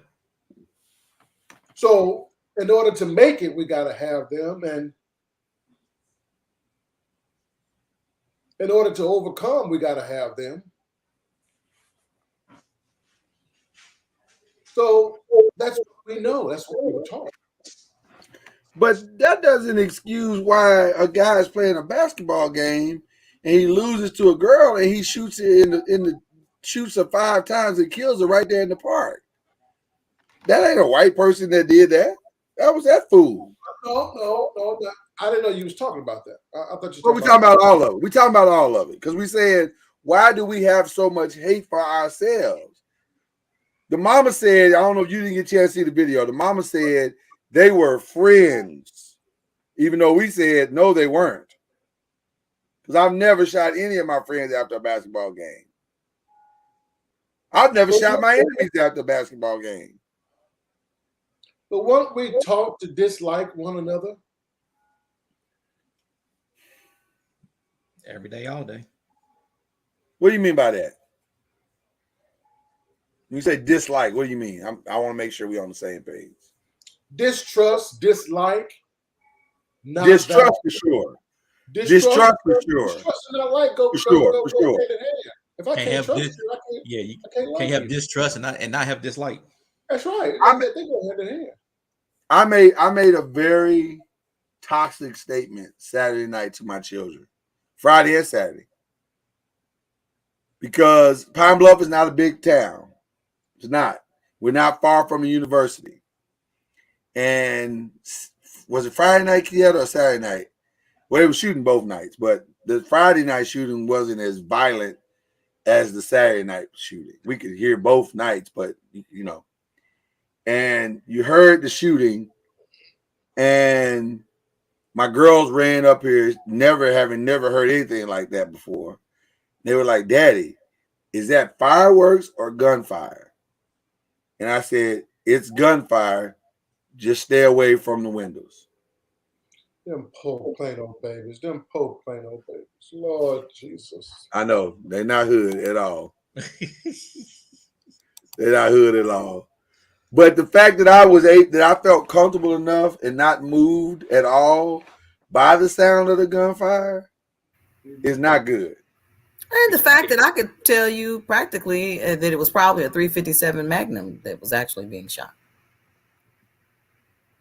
That's not good either.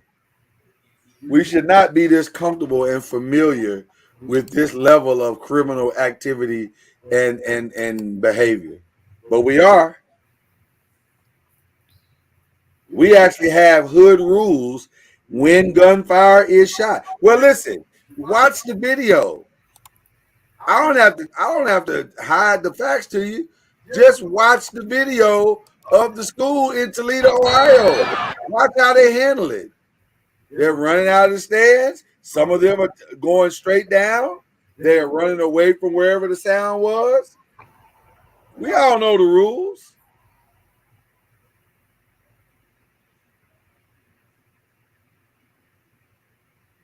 We know the rules. Not only do we know the rules, they practice the rule. They do shootings like they do fire drills, like they do tornado drills. It is so common that you have to practice it like you practice a natural disaster. Right.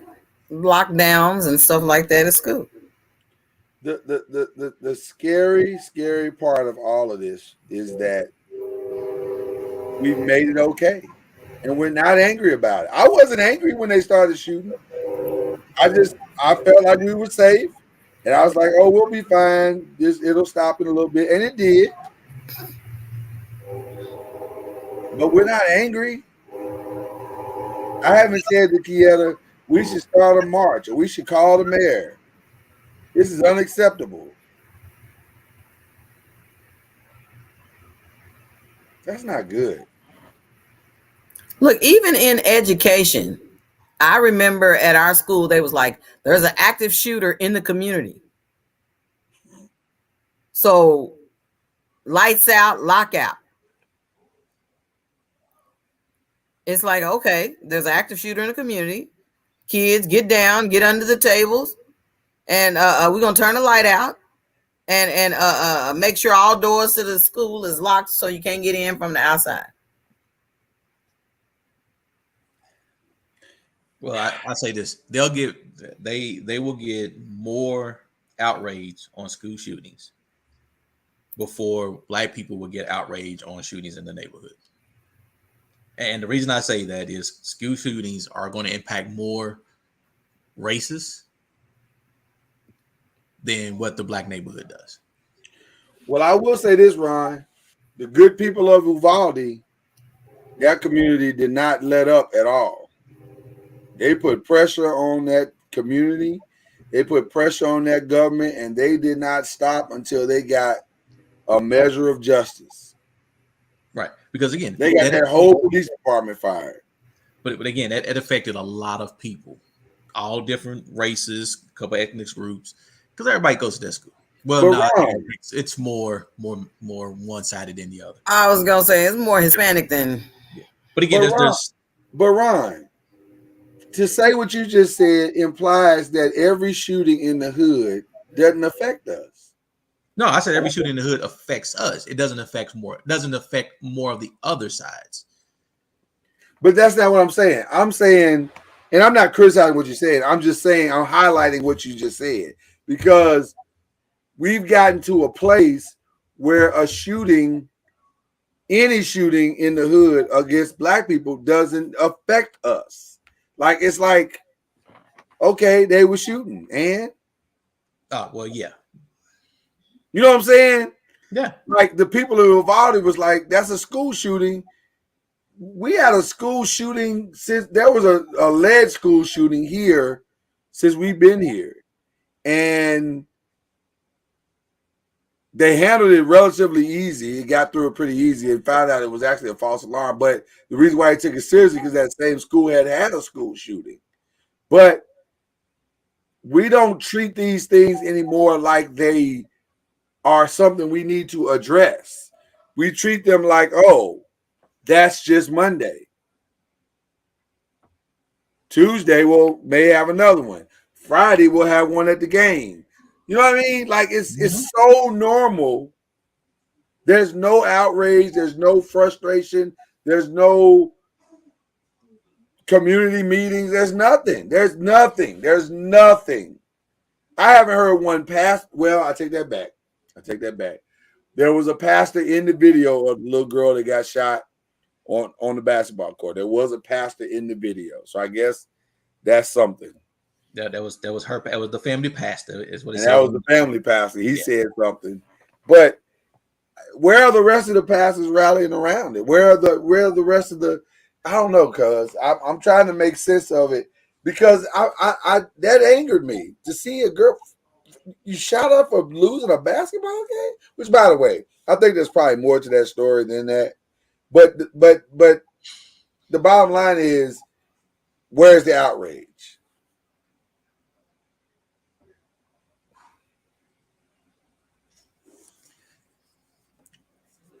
You muted, cuz. You muted. You muted. Mama Lois, you look nice tonight. I just want to tell you that. There you go. You put a smile on her face. Look at that. If your man didn't say nothing, I figured I'd say it for Thank you, cuz. I said something already. That's what happens when you're late to the show. You supposed to keep saying that every hour on hour?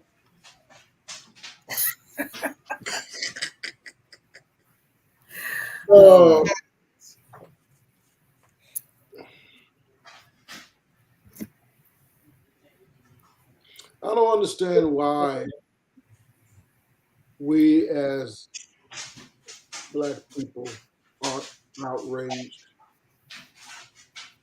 at what's taking place in our communities. I really don't understand it. Our kids are dying. Our elderly is scared to fucking death. Businesses don't come in our community in large part because of crime. Or they're on the way out because of crime. How many more babies do we have to bury to gun violence before we say as a community, enough? But too often, we make up excuses for it. We blame, we point the other direction. You guys know my shtick. You know where I stand. It's never going to change. Until men get their asses back in the homes and raise these boys to be men, nothing's going to change. You don't need corporate dollars for that. You don't need the white man for that. You don't need some amendment to be passed, some constitution to be amended and changed. You don't need it. You just need to be a man in the lives of those that you shot that nut for. Yeah. You just need movement. Until that happens, we're going to keep experiencing over, and we are appalled in our nation, right? We are appalled in our nation that politicians won't enact new laws to stop the gun violence. Listen, short of taking everybody's gun, you can't stop it at this point. There has to be a mental change in order for it to stop. We have to stop it at the ground level. Government can't stop gun violence, y'all. Right. Like the people in Uvalde, they're really upset, rightfully so. I don't mean to belittle that, but they're really upset at the authorities. It wasn't the authorities that went in their school and shot up their school. That was gun violence. Once again, they went in there and shot up those kids. Now, they could have gone in earlier, don't misunderstand me. But it's almost acceptable to go after that in which you feel you can win versus that in which you feel you can't win. How do we change the gun laws? Well, I don't do. Hold on. Yeah, go ahead. People really be tired of it. They're not, though. You got different type of gun owners in this country. You got those that want to hunt and those that just like to target practice, basically, and those that want to protect their homes.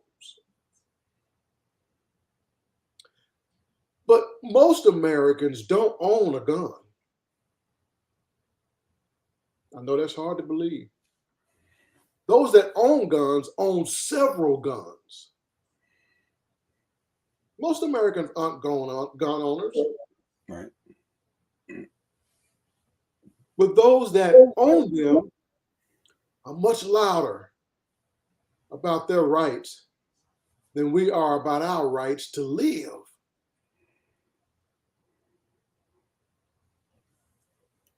But because what I'm struggling with is, when did we shift to such a lack of responsibility to where we decided that it's beyond just the gun ownership. We just don't value life, period. Like there's no, like, I haven't heard anything more about that Talib situation. Have you? You're in the area. I haven't heard anything more about it.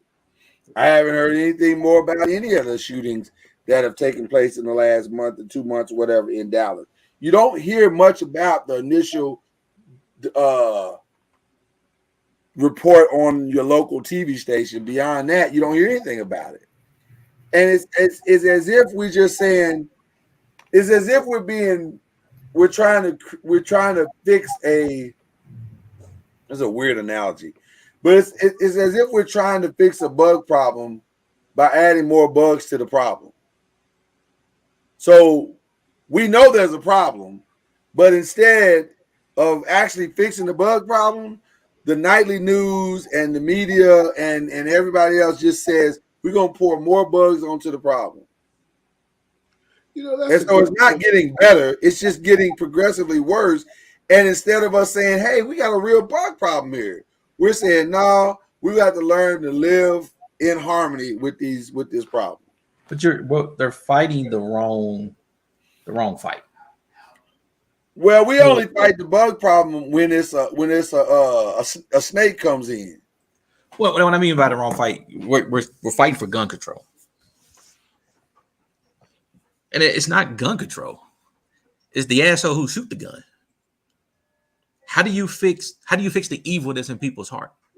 How do you fix that mental problem that person had? Nobody wants to fix that. They're thinking the quick fix is to fight gun control. Well, But you got a whole group of people that's fighting you against fighting gun control. It's easier to fight for guns. I think we have less. I think this mental thing is just a catchphrase now that we've all latched on to. You would say that on National Mental Health Day? I don't give a shit. Because Americans don't have any more of a mental crisis than anybody else around the world. I disagree with that. I believe our issue is brokenness, but all of this mental, as if everybody's schizophrenic and bipolar, and no, that's not the case. Well, I mean, there's a few of them. I mean, they're out there. Don't misunderstand, but there's a lot of brokenness. People don't. You said why we don't value life is because we're broken.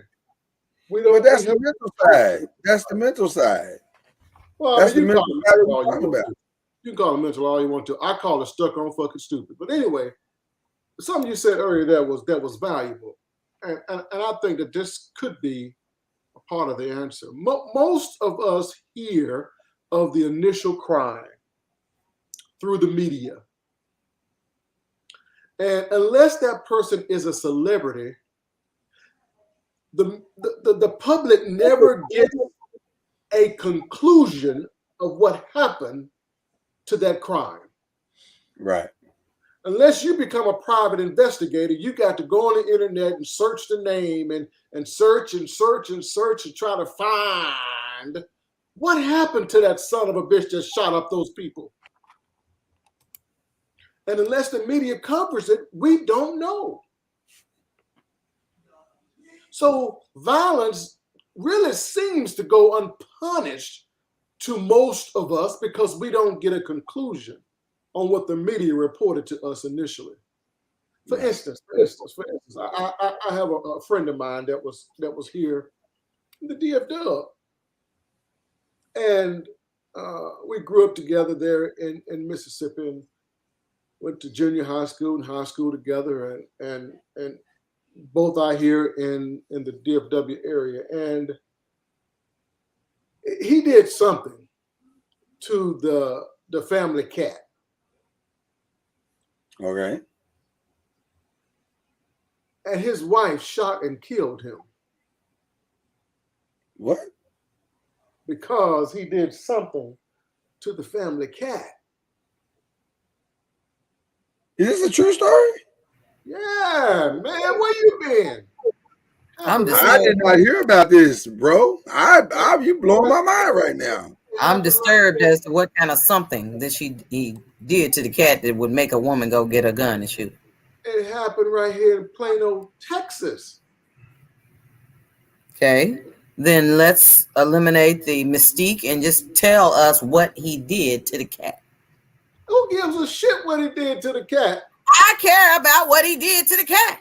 I don't care what he did to the cat. It really doesn't matter to me what he did. It matters. It matters because you said he did something, and do you Are not you trying to say that maybe she was justified, Mama Noise? It seems a little, I don't think there's anything he could have done to that cat that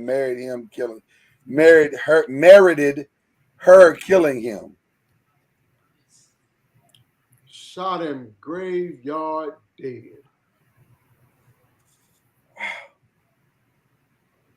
Because the family cat was doing something. I don't know if he was scratching furniture, scratching rugs, or what he was doing, but he went to, I don't know if he tried to choke the shit out the cat or pull his claws off. I don't know what he tried to do, but whatever he tried to do, that woman shot and killed that man.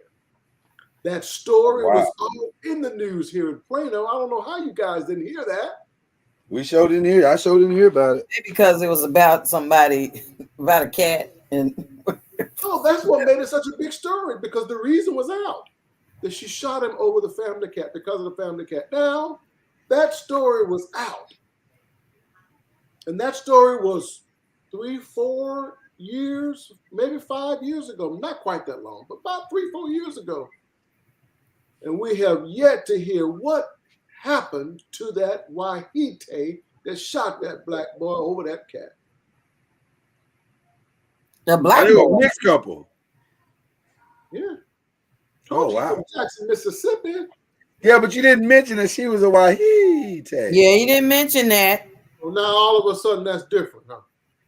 Well, it makes sense. It just adds to the story. You're going to give us some of the story. If you know some details, then tell us the detail. Now, Mama, no, you want the gossip or what? Is that what you want? You want the? Whatever you telling us the story, that ain't gossiping. I don't know. I'm trying to make a point that the media does not cover what happened to that criminal to completion. We need to know. We don't need to necessarily follow the trial, because we have trials every day, all day. We don't need to necessarily, but we need to know, if you put it on your 10 o'clock news that X happened, then at some point you need to give us an update on whatever happened to X. Okay, circle back. Yes. We need to start hearing that. Okay. Because then that makes crime looks like it's punishable. Because right now, we don't know. Right now, it looks like crime makes you a star. Right. Yeah, because there's no accountability. Right. Yeah. Your 15 minutes of fame. You always, you always hear from the police and all that when they do the stories. You had 128 murders in 2029. 22% of them were solved. The other 78% is never solved. So it makes people famous. Wow. And those are true numbers, by the way. I appreciate both of what you guys are saying right there, because that is the gospel truth of what you're saying, both of you. I don't want to hear that it happened. I want to hear how it was resolved. Tell me the whole story. Don't just tell me a piece of the story. Because maybe if people weren't getting their 15 minutes of fame, then we wouldn't celebrate them as much as we're celebrating them. Because right now we're celebrating them. They are heroes in our eyes. Well, not heroes, but you know what I'm saying. They get their 15 minutes of fame because she got her picture on the local news as the cat killer lady, the cat man killer lady, or whatever.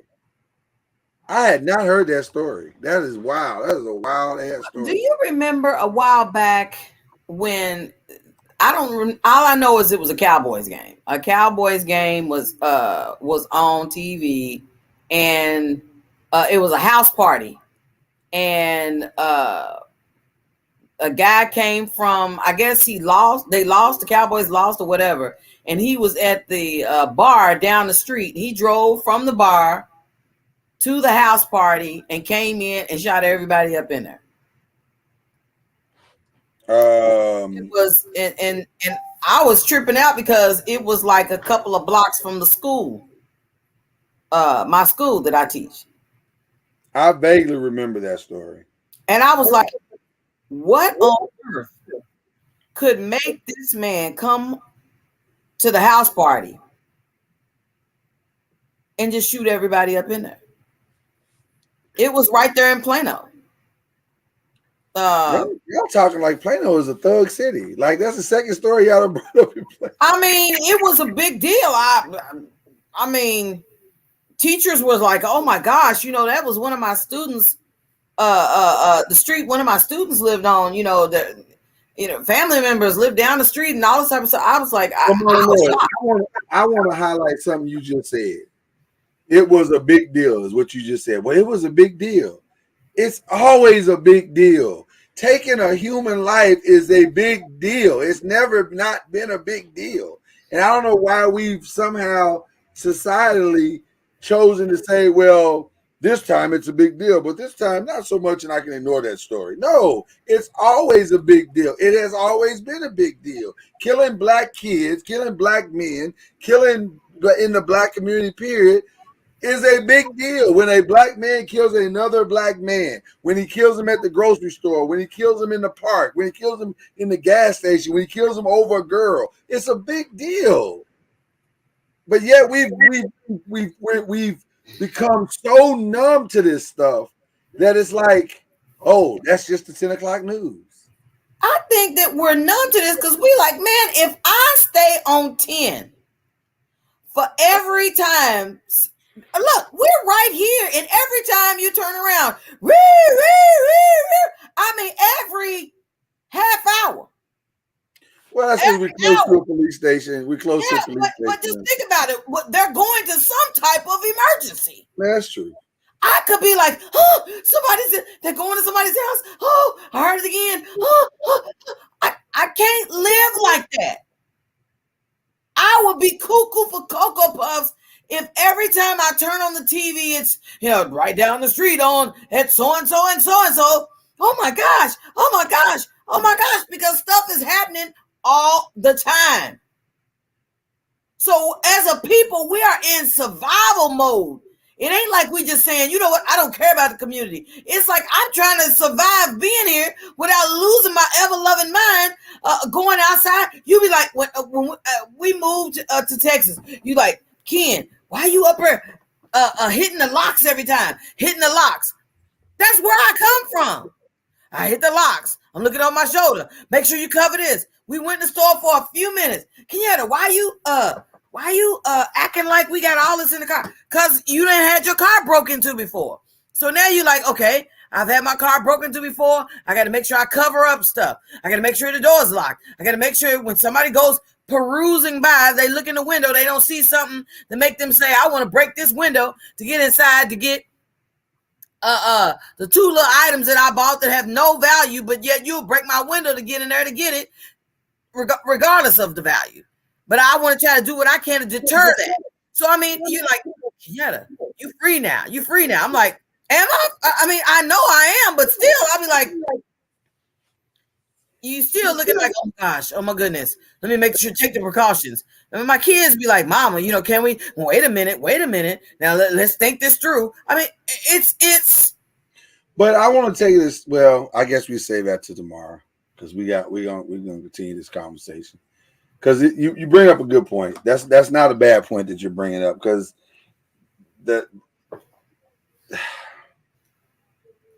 maybe what we've done.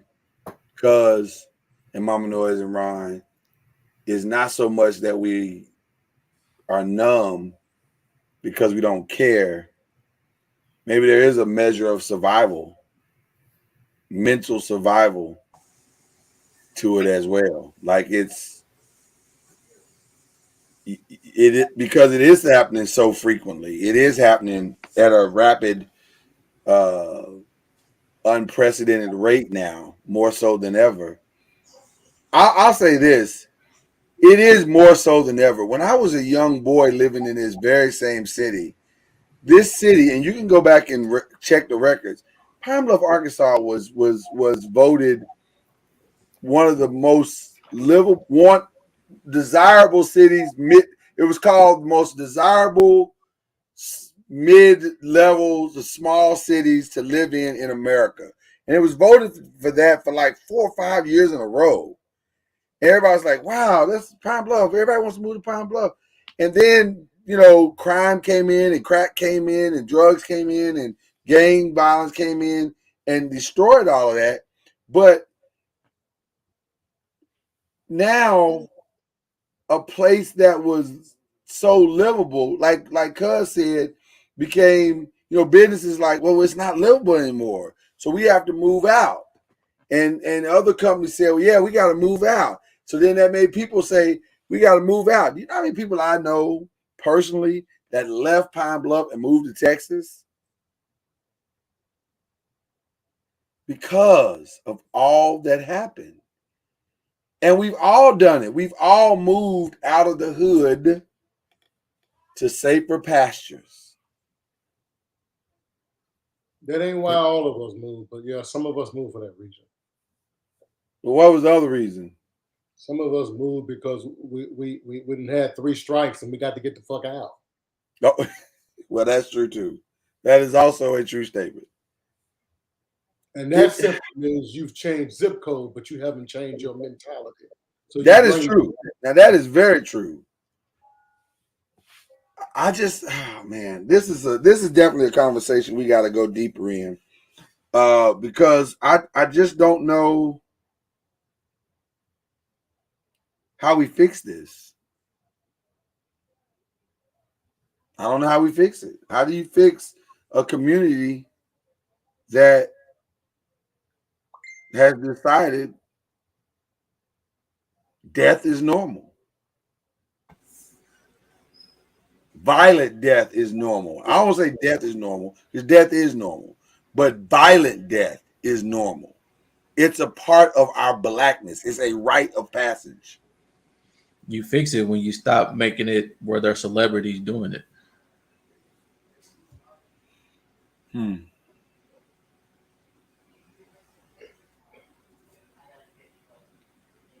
There has to be a certain.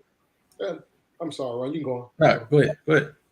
There has to be a certain amount of mental illness on all of our parts for putting up with it.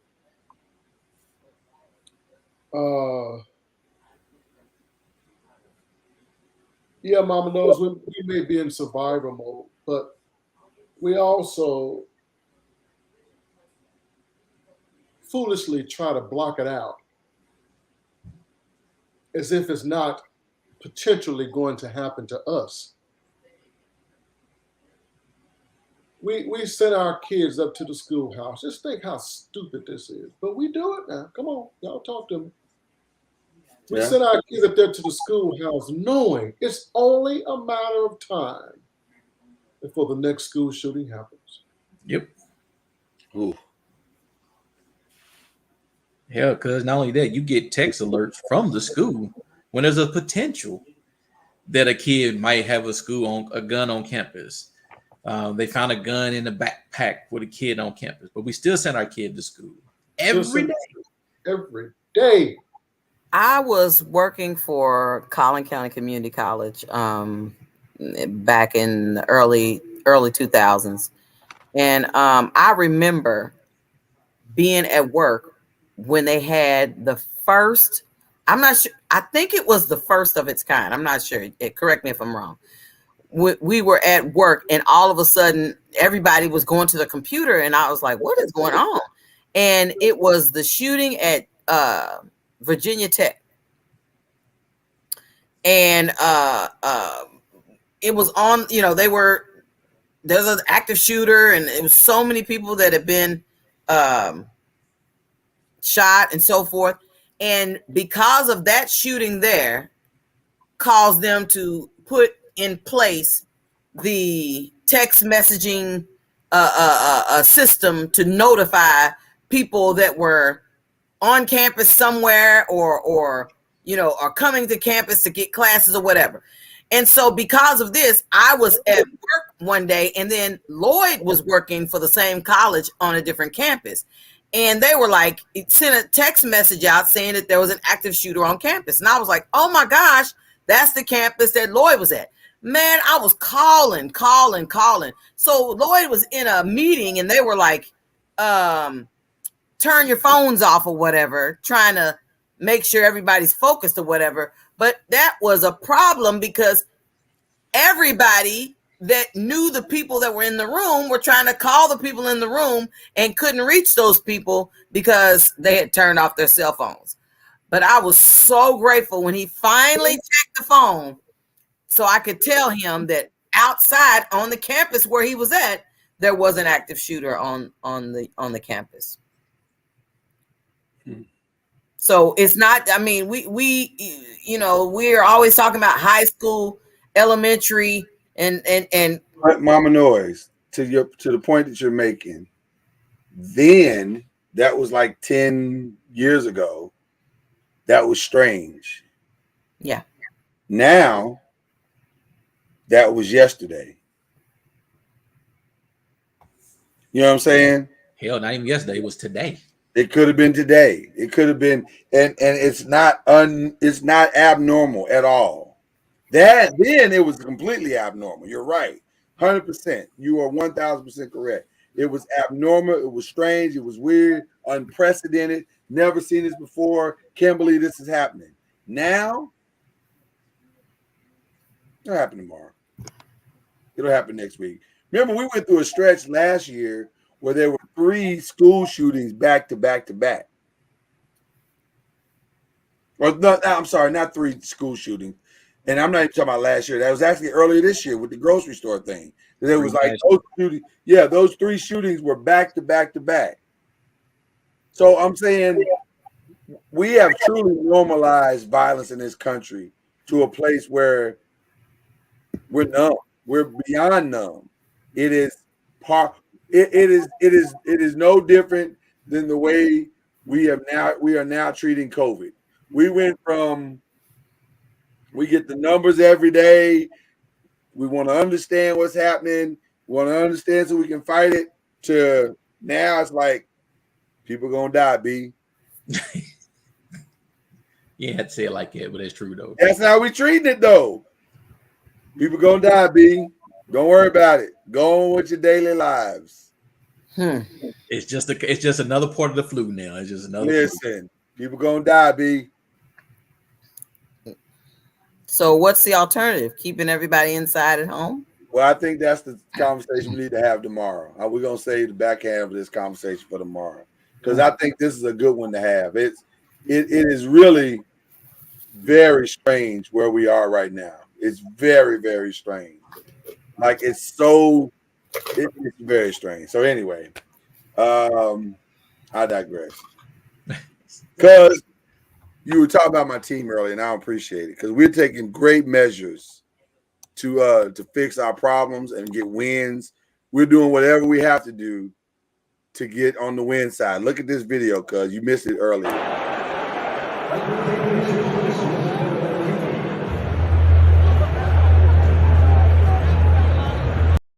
He had a cramp, and he was working out the cramp on the sidelines.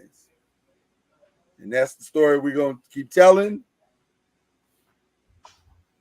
until, they got to do what they got to do, cuz in New York, get them wins. We got to do whatever we got to do, bro. We got to do what we got to do. Play part of that one more again. Don't play the whole thing. Just part of it. What?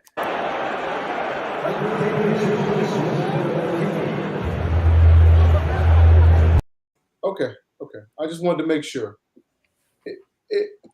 It looked strange, but there was nothing strange about it because there's nothing strange about it. Right, because the guy didn't have his head back. If he had his head back, Like he was enjoying himself. Then we got a problem. Now we got a real problem. If he is taking a whole different approach, that's it. Cause that is a point. He was just standing there, cause so you know everything was okay. But then again, because hey.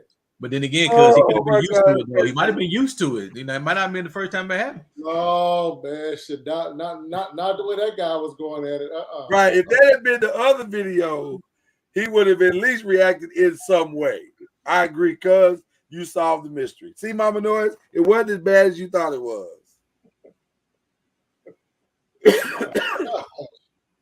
Sure didn't look right though. It didn't look right. I won't lie to you, because I didn't understand. I said, why the man got his drawers down? Like, if it's a cramp, why we got the drawers down? I don't understand. On the sideline, like, y'all look too Do you not realize that there are 15 cameras out there, bro? Not counting the thousands of people that are in the stands in London who got a full view. Because you solved it for me, man. If he threw his head back, then we should be concerned. But the fact that he didn't, all is well. As Cuz would say to us, all is well. I'm still concerned. I don't know about y'all. I'm still concerned. That's because he's an expert. What you say, Mama? He's an expert. He could recognize. Wow, Mama Noise. This show has been a lot today. Savage! I'm a savage! He could recognize it, the head thrown back and all that. Damn.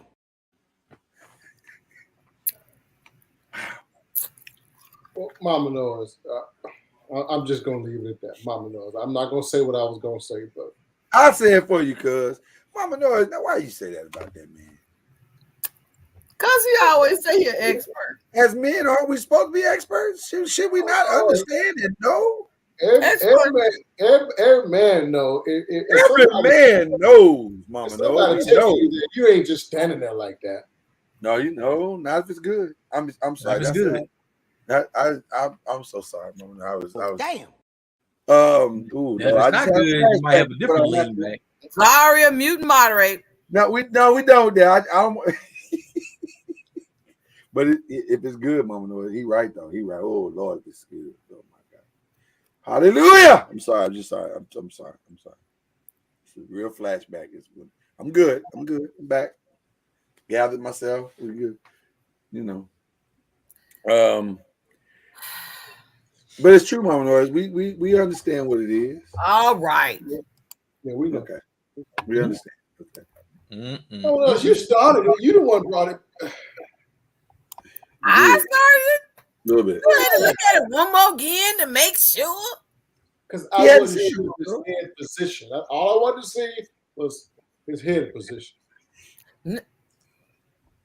He either needed to be rocked back in the head or he needed to be buckled in the knees. One or the other. But that standing up straight, looking straight ahead, nah. He's fine. Yeah. That's just regular old cramp. Yeah. That was just two niggas working something out. No. That don't you can't even put that together like that, Brad. You just now heard that because I just heard it. That's my bad. You start hearing it a little bit better. I'm trying, Mama Noise. I'm trying to do better. I really am. So, Mama Noise, what kind of event you had to go to today? The reason why you all made up and ready to go out? What? We went to the step show, bro. I knew something happened because y'all went to the step show. Oh yeah, yeah, man. It was very cold in the building though, and I knew that from the. Oh, here you go.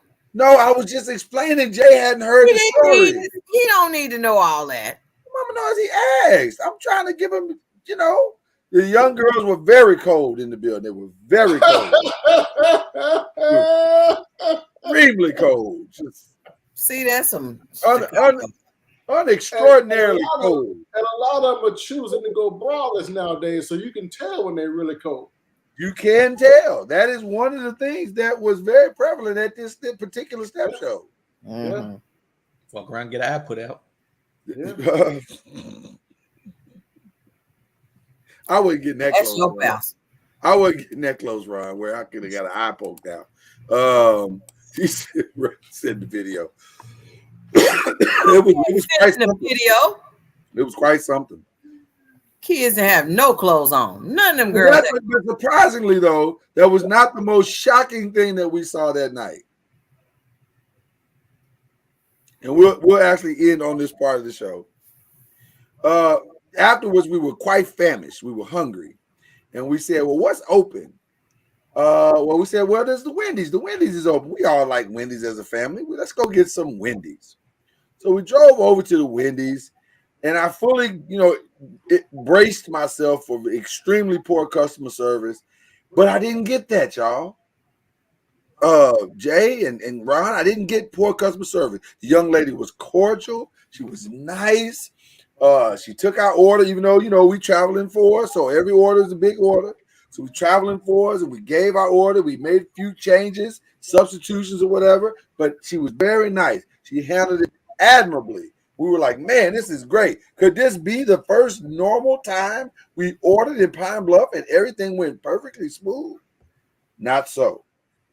Because 2 minutes, not even 2 minutes after we ordered our food, young man came up because they said we try to get you some fresh fries. They had to wait a second. We were like, cool.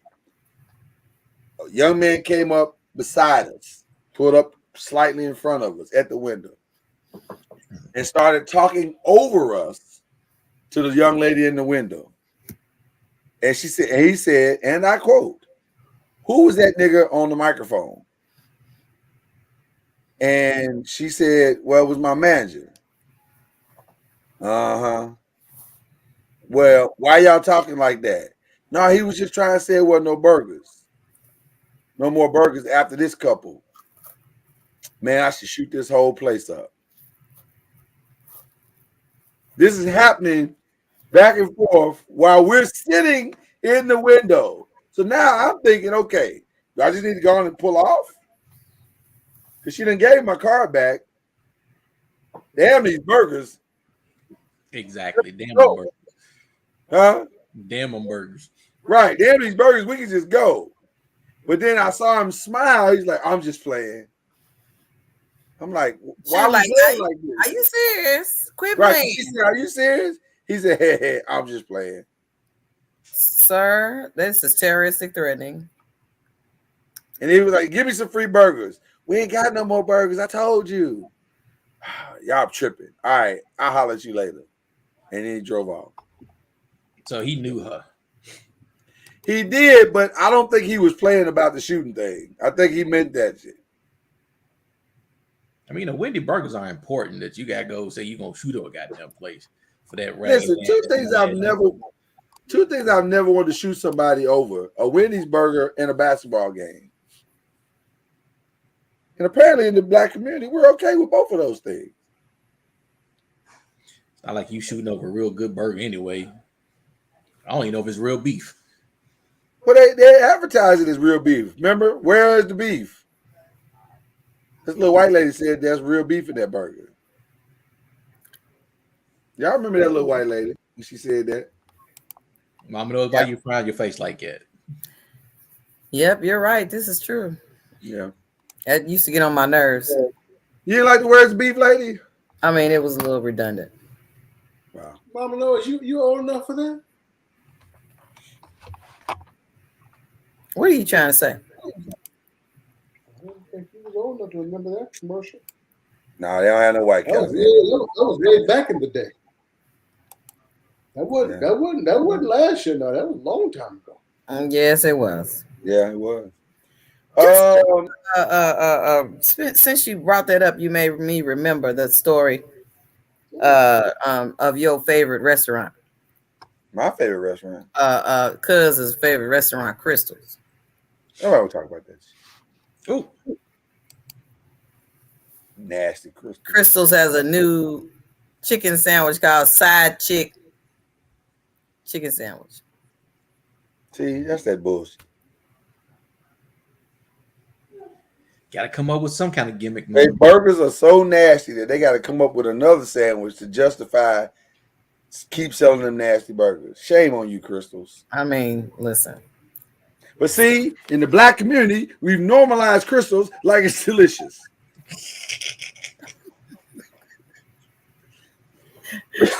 So you go and get a burger and a side chick all at the same time. That's a nice little meal. Is that a combo? What? Can I get 2 Crystal burgers and a side chick? Burgers and chicken sandwich shouldn't be going together anyway.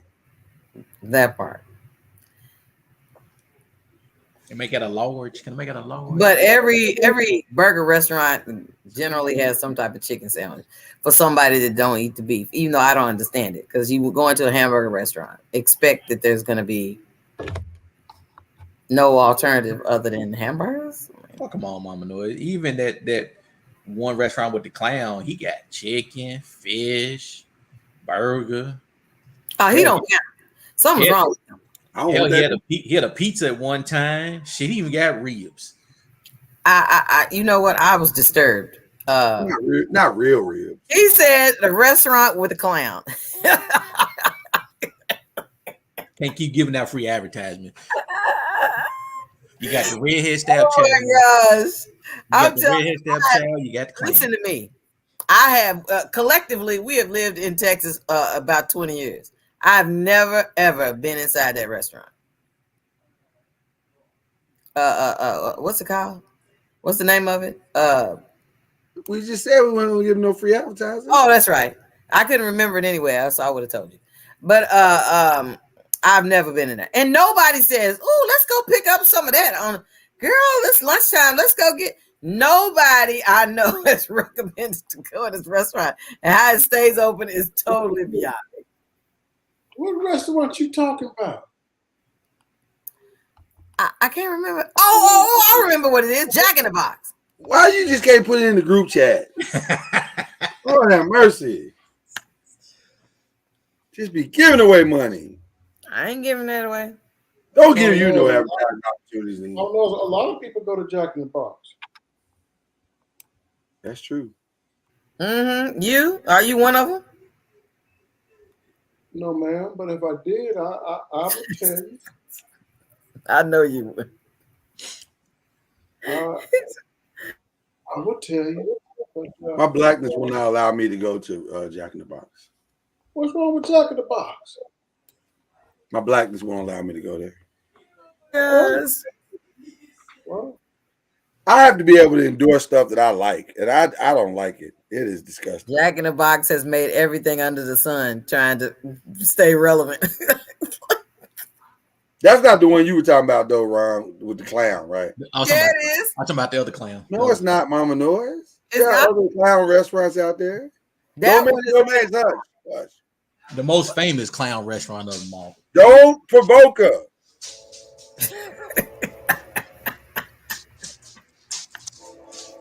So they like to sue. So last night I had the pleasure of going to my very first country music concert. Oh wow! Never been to one before in my life. Okay. Who was it? Taylor Swift? Unless you consider Lionel Richie country. I've been to Lionel Richie, but some people say he sings country. Yeah, it's kind of sort of. Yeah, twang. Yeah, country-ish. Yeah. But it was interesting. They don't get high at their concerts, do they? No, there was no weed. It was beer though. It was plenty of asses hanging out them little short jeans with the cowboy boots on though. Yeah. Were they though? Like were they real? Like because pancake. And that right? It's more like pancake batter. With them Daisy Dukes on. But Daisy really didn't have no Duke. After further review, I'm not really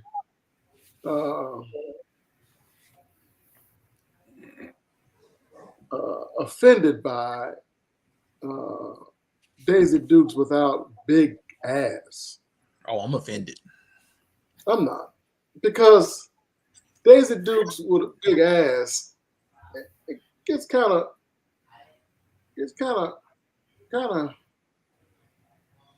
gross looking. What? So you like the pancake batter? Everything that a woman could put on doesn't mean she should necessarily put it on. I don't disagree with that. Oh yeah, we love when they take it off. That's something that mamas have to teach their daughters, baby. Just because other folks wear it don't mean you're supposed to wear it. That's true. That's true.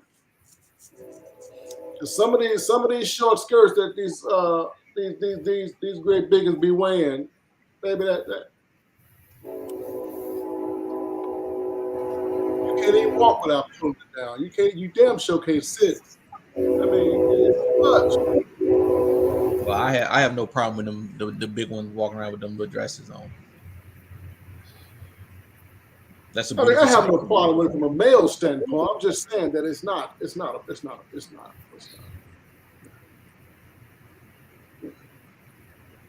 Did you enjoy the concert? Is the real question. You know, Mr. Noise, I don't listen to country music. I was forced to go. I was told that I would get some tail if I went. So did that work out like you planned it? Oh shit! By the time we got home, before we got through the door, good, she was asleep. What worth of fuck? Wow. No wonder you got plenty of free drinks though, didn't you? Cause they love getting hit. I didn't do like that. Buddy, let me buy you a drink. You are not a friendly black person then, because boy, they will get you some drinks all night, and you ain't got to spend a dime. Yeah, that's true. Listen, I don't. No, I ain't gonna do all that, Ron. You look thirsty there, buddy. You look thirsty. Just keep your distance. I'm gonna buy my own liquor. I mean, we had a real nice time. It was a real nice venue. I didn't know that the Choctaw Casino was such a nice place. I've never been in there before. Oh, okay. It's a nice venue. Well, you see, that's how my folks roll. So I want to make sure I'm clear. You are not a big ass supporter. Is that what I'm hearing from you? I didn't say that. That's not what you heard me say. No, I'm just asking. I'm asking. I don't know. I said I'm not a fan of seeing a big ass in Daisy Dukes because it's, you know, some things just. But you're okay with big ass. When a woman's out in public, she should entice you to want to see more. She shouldn't show it all to you without you having to ask for more. But you're okay with it though. What I'm saying.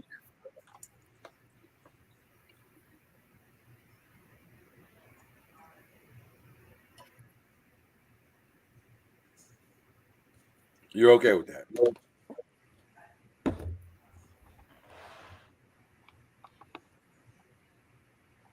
Because that one came on the backside of 11 kids, literally. You don't look real. It looks real, sort-ish. No, it looks like it's had some type of enhancement. And Bruce said you should have got your payment before the concert if you'd planned it right. You did.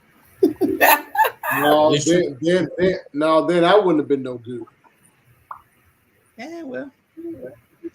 You weren't trying to go anyway, though. So I mean, I'm just saying. I had to go. So you took an IOU. He had to go because he didn't go to the Bone Thugs concert. Well, I don't do no shit like that. We went to go see the concert. It was Chris Young. I don't know if you guys have ever heard of him. Nope. Is that the black dude? No. Is he one of your friends? Oh, he's white. Chris Young. I don't know him. Never heard of him. He's a pretty popular fella. That place was packed. He's Steve's cousin. Can he what? Really? Steve Young. Oh my gosh! Stop. No, Chris Young. I'm saying, is he Steve's cousin? Oh, I don't know.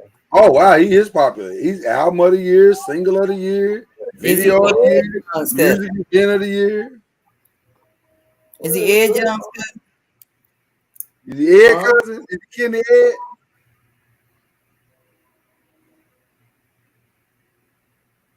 I'm just saying. You know, black folks we like to put him with somebody. We don't just accept that he's a person. Who his people is. I've been asked all my life, am I related to Tom Joyner? Right. Who are your people? Person, yeah, we got to put you with somebody. You relate to somebody. I tell them every time they ask, I say, no, Tom Joyner, too bright to be in my family. Oh my. Oh. Well, that's true. Oh damn! You got to double down on that one. You just jump on in on the cosign like you didn't even. It's the truth. It's the truth. But she didn't jump in so violently though. She could have. I'm supposed to say, why you say that? And there's light skinned people and dark color right, people. That's not. The chocolate rainbow comes in many colors, Mama. No, the chocolate rainbow has we all things for all people.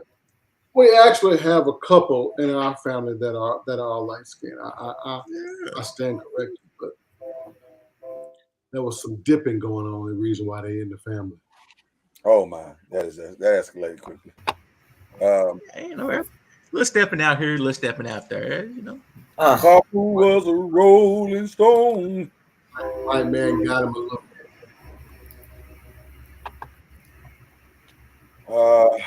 No, you can shake your head all you want to. What I say is the truth. I'm speaking truth. Tell the truth. And so was that. It's true story, Mom. True story. It's true story. Honestly, you guys don't have no dark black foots in y'all tribe. My daddy. First of all, you call him dark flatfoot or dark. My foot? father is dark skinned. From what I heard of family members say that he has Geechee on his side of the family. That's crazy. What? Not you, Mama Noise. The dark Blackfoot. Yeah, the dark Blackfoot got the button on that one. Yeah, couldn't let that rest. So that means you got some Geechee in your Mama Noise? You a Geechee Choctaw? Damn. Ryan, take your medicine. At least you know it's consistent every day. Right. Have you ever traced your tree, Mama Noise? Because I don't believe what I'm hearing. I don't believe it. Ironically, we said at the beginning of the show that yesterday was the 2-year anniversary passing of my father, and my father is practically your complexion. Is he Indian? No, I told you that there was Geechee on my father's side of the family. Well, my grandmother, his mom, that's the Choctaw. So you Geechee Choctaw. So what's Geechee? That's that South Carolina, North Carolina. Yeah. That's not an Indian. Because we had Indians in our family, but they were so dark. They must have come from India. Them niggas was they Blackfoot? Why do I keep calling no, they were black ass. There is a Blackfoot Indian. That don't mean they dark skinned, Mama. No, it's just a name. People in my family. Maybe they just came up with the name because that's what they saw. We see some people with some black feet. We apologize to all the Blackfoot Indians out there who didn't show up. You should be cracking church like that. You should know better than that. What I say? You Indian. You was up there enjoying the casino with under the compliments of my bloodline. Mama knows you ever get some of that money. You know, at my school, our principal was actually you look at him, you can't tell what his ethnicity is, but he is actually a Choctaw Indian and has the paperwork. And the reason why he went into education is because they paid for him to go to school. But you got to go to school wherever you want to go. Have you ever tried to get some of that casino money? Casino money? What? No, I have not tried to get casino money. We need to cash in on that. I need. I just wanted to be able to find my family's name on the registry. All you got to do, Mama Noise, is go report yourself to have Indian in you. You're Choctaw, and you need to have. You need to start drinking, Mama Noise. If you start drinking, no, I refuse. No. You're not ready to start talking about. We can send in the videos of uncorked wine, and they can see that we are committed to the Choctaw ways. Nope. So then what wait, then what Indian that tribe ain't would I gonna be work, a part Mama of Noise. then? That ain't gonna work because Mama Noise can't handle her liquor. So shit, man, that ain't gonna work. But that's all the more reason why we should send. No. Then I must be related to a whole lot of Indians then, boy. No doubt about it, bro. No. You are all in, sir. Is there a scholarship for that? Because I might have to go get me one. I think we should apply for the money, Mama Noise. You playing? I'm trying to get paid. Oh. Where are the Choctaws? Alabama. Some of They can't them. all be in Alabama because it's a lot of Negroes in Alabama, so they can't all be in Alabama. No, they're not all there. So many of them were. Is that East Coast? To go to out west. Oh man. What's the Indian tribe we have in Florida? No, those are the Seminoles in Florida. Mm. Yeah, like I said, they got a whole football team named after them. And then you got the Muskogee, Muskogee. Texas has so many kinds that they had to learn in 6th, 7th grade history. I never heard of Kawankas and all. I never heard of the ones that were over there. Those are some of the smaller ones, Mama knows. Navajos. Navajo. Yeah. I just like the name Navajo. Feels like you committed to that just now. Committed to that Navajo. You know what? Now see, he's doing what you did to Charlie Ward the other day about that young man, basketball player with that last. Mama Noise, that dude has the greatest basketball name of all time. Ho You Fat. Ho You Fat. Yeah, that's a hell of a name. That it don't get no better than that. Ho You Fat 4-3. I mean, that just sounds so good coming out. Ho You Fat with the block. Clearly he was committed to it. Oh, stop. Ho You Fat's defense is amazing. No. I mean, it works on so many levels, is what I'm trying to say. I wonder how is it spelled? HOYOUFAT. Ho You Fat. You thought we were? No, it's a real name.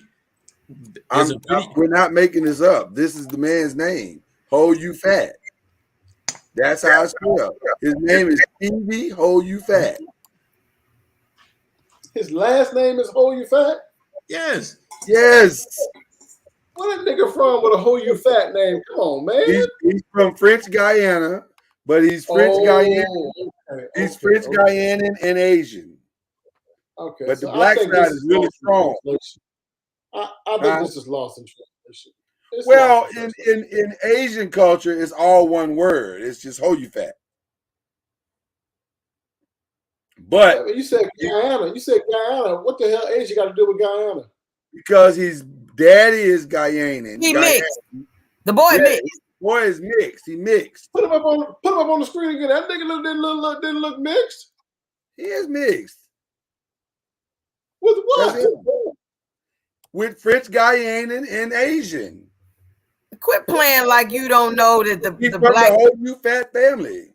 Jay. Quit playing like you don't know that the black gene is so dominant that it will take that black gene sometimes be stomping out that Asian gene. It stomps out anything. At least he could have had at least landed eyes or something. He ain't got He shit. can show some He didn't sign. get shit. He had nothing. That thing got stomped out like a roach on. No, we need to show some sign. Come on now.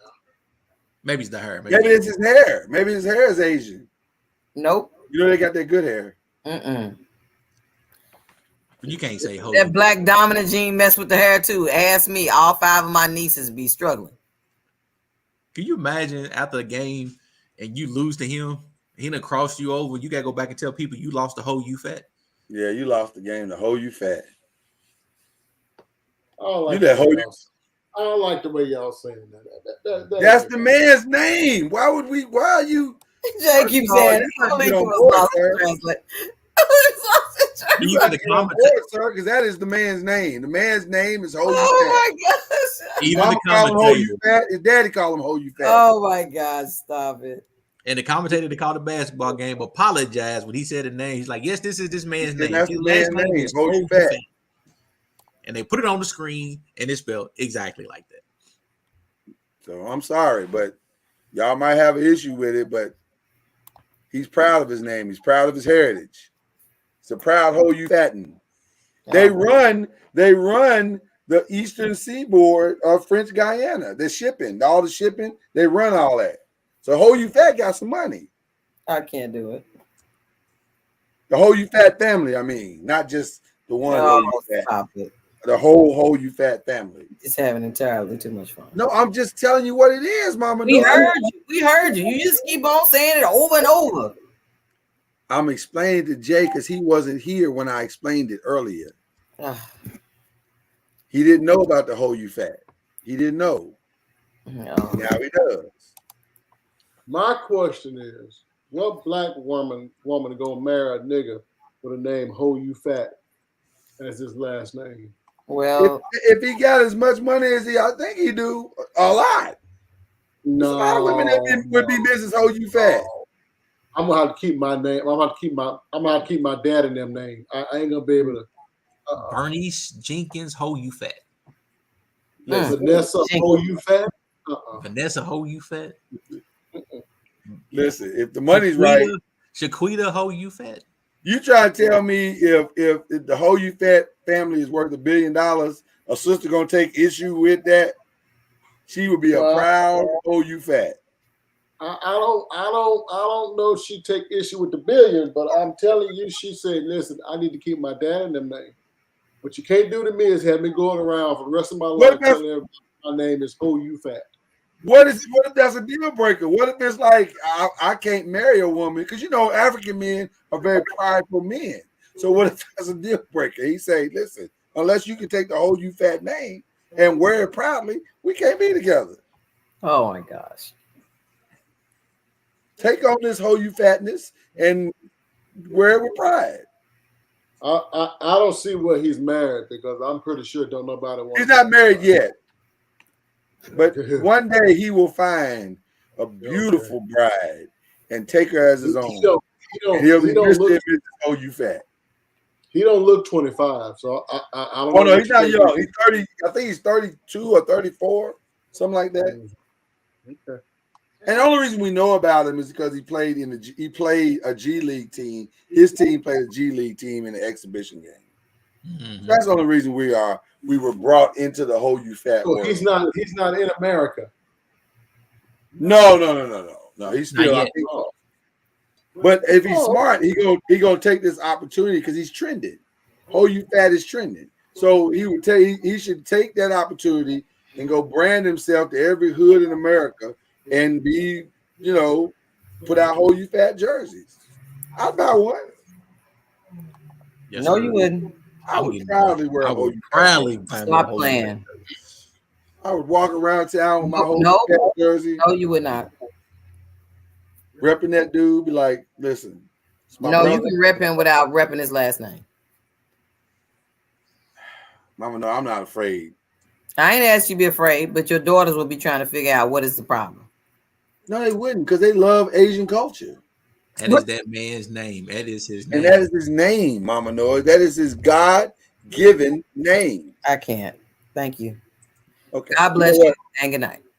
You know what, Mama Noise? We are gonna end the show, but what you're not gonna do is come on this here podcast and disrespect that man's culture and heritage. He is a proud Ho You Fatten, and he should be.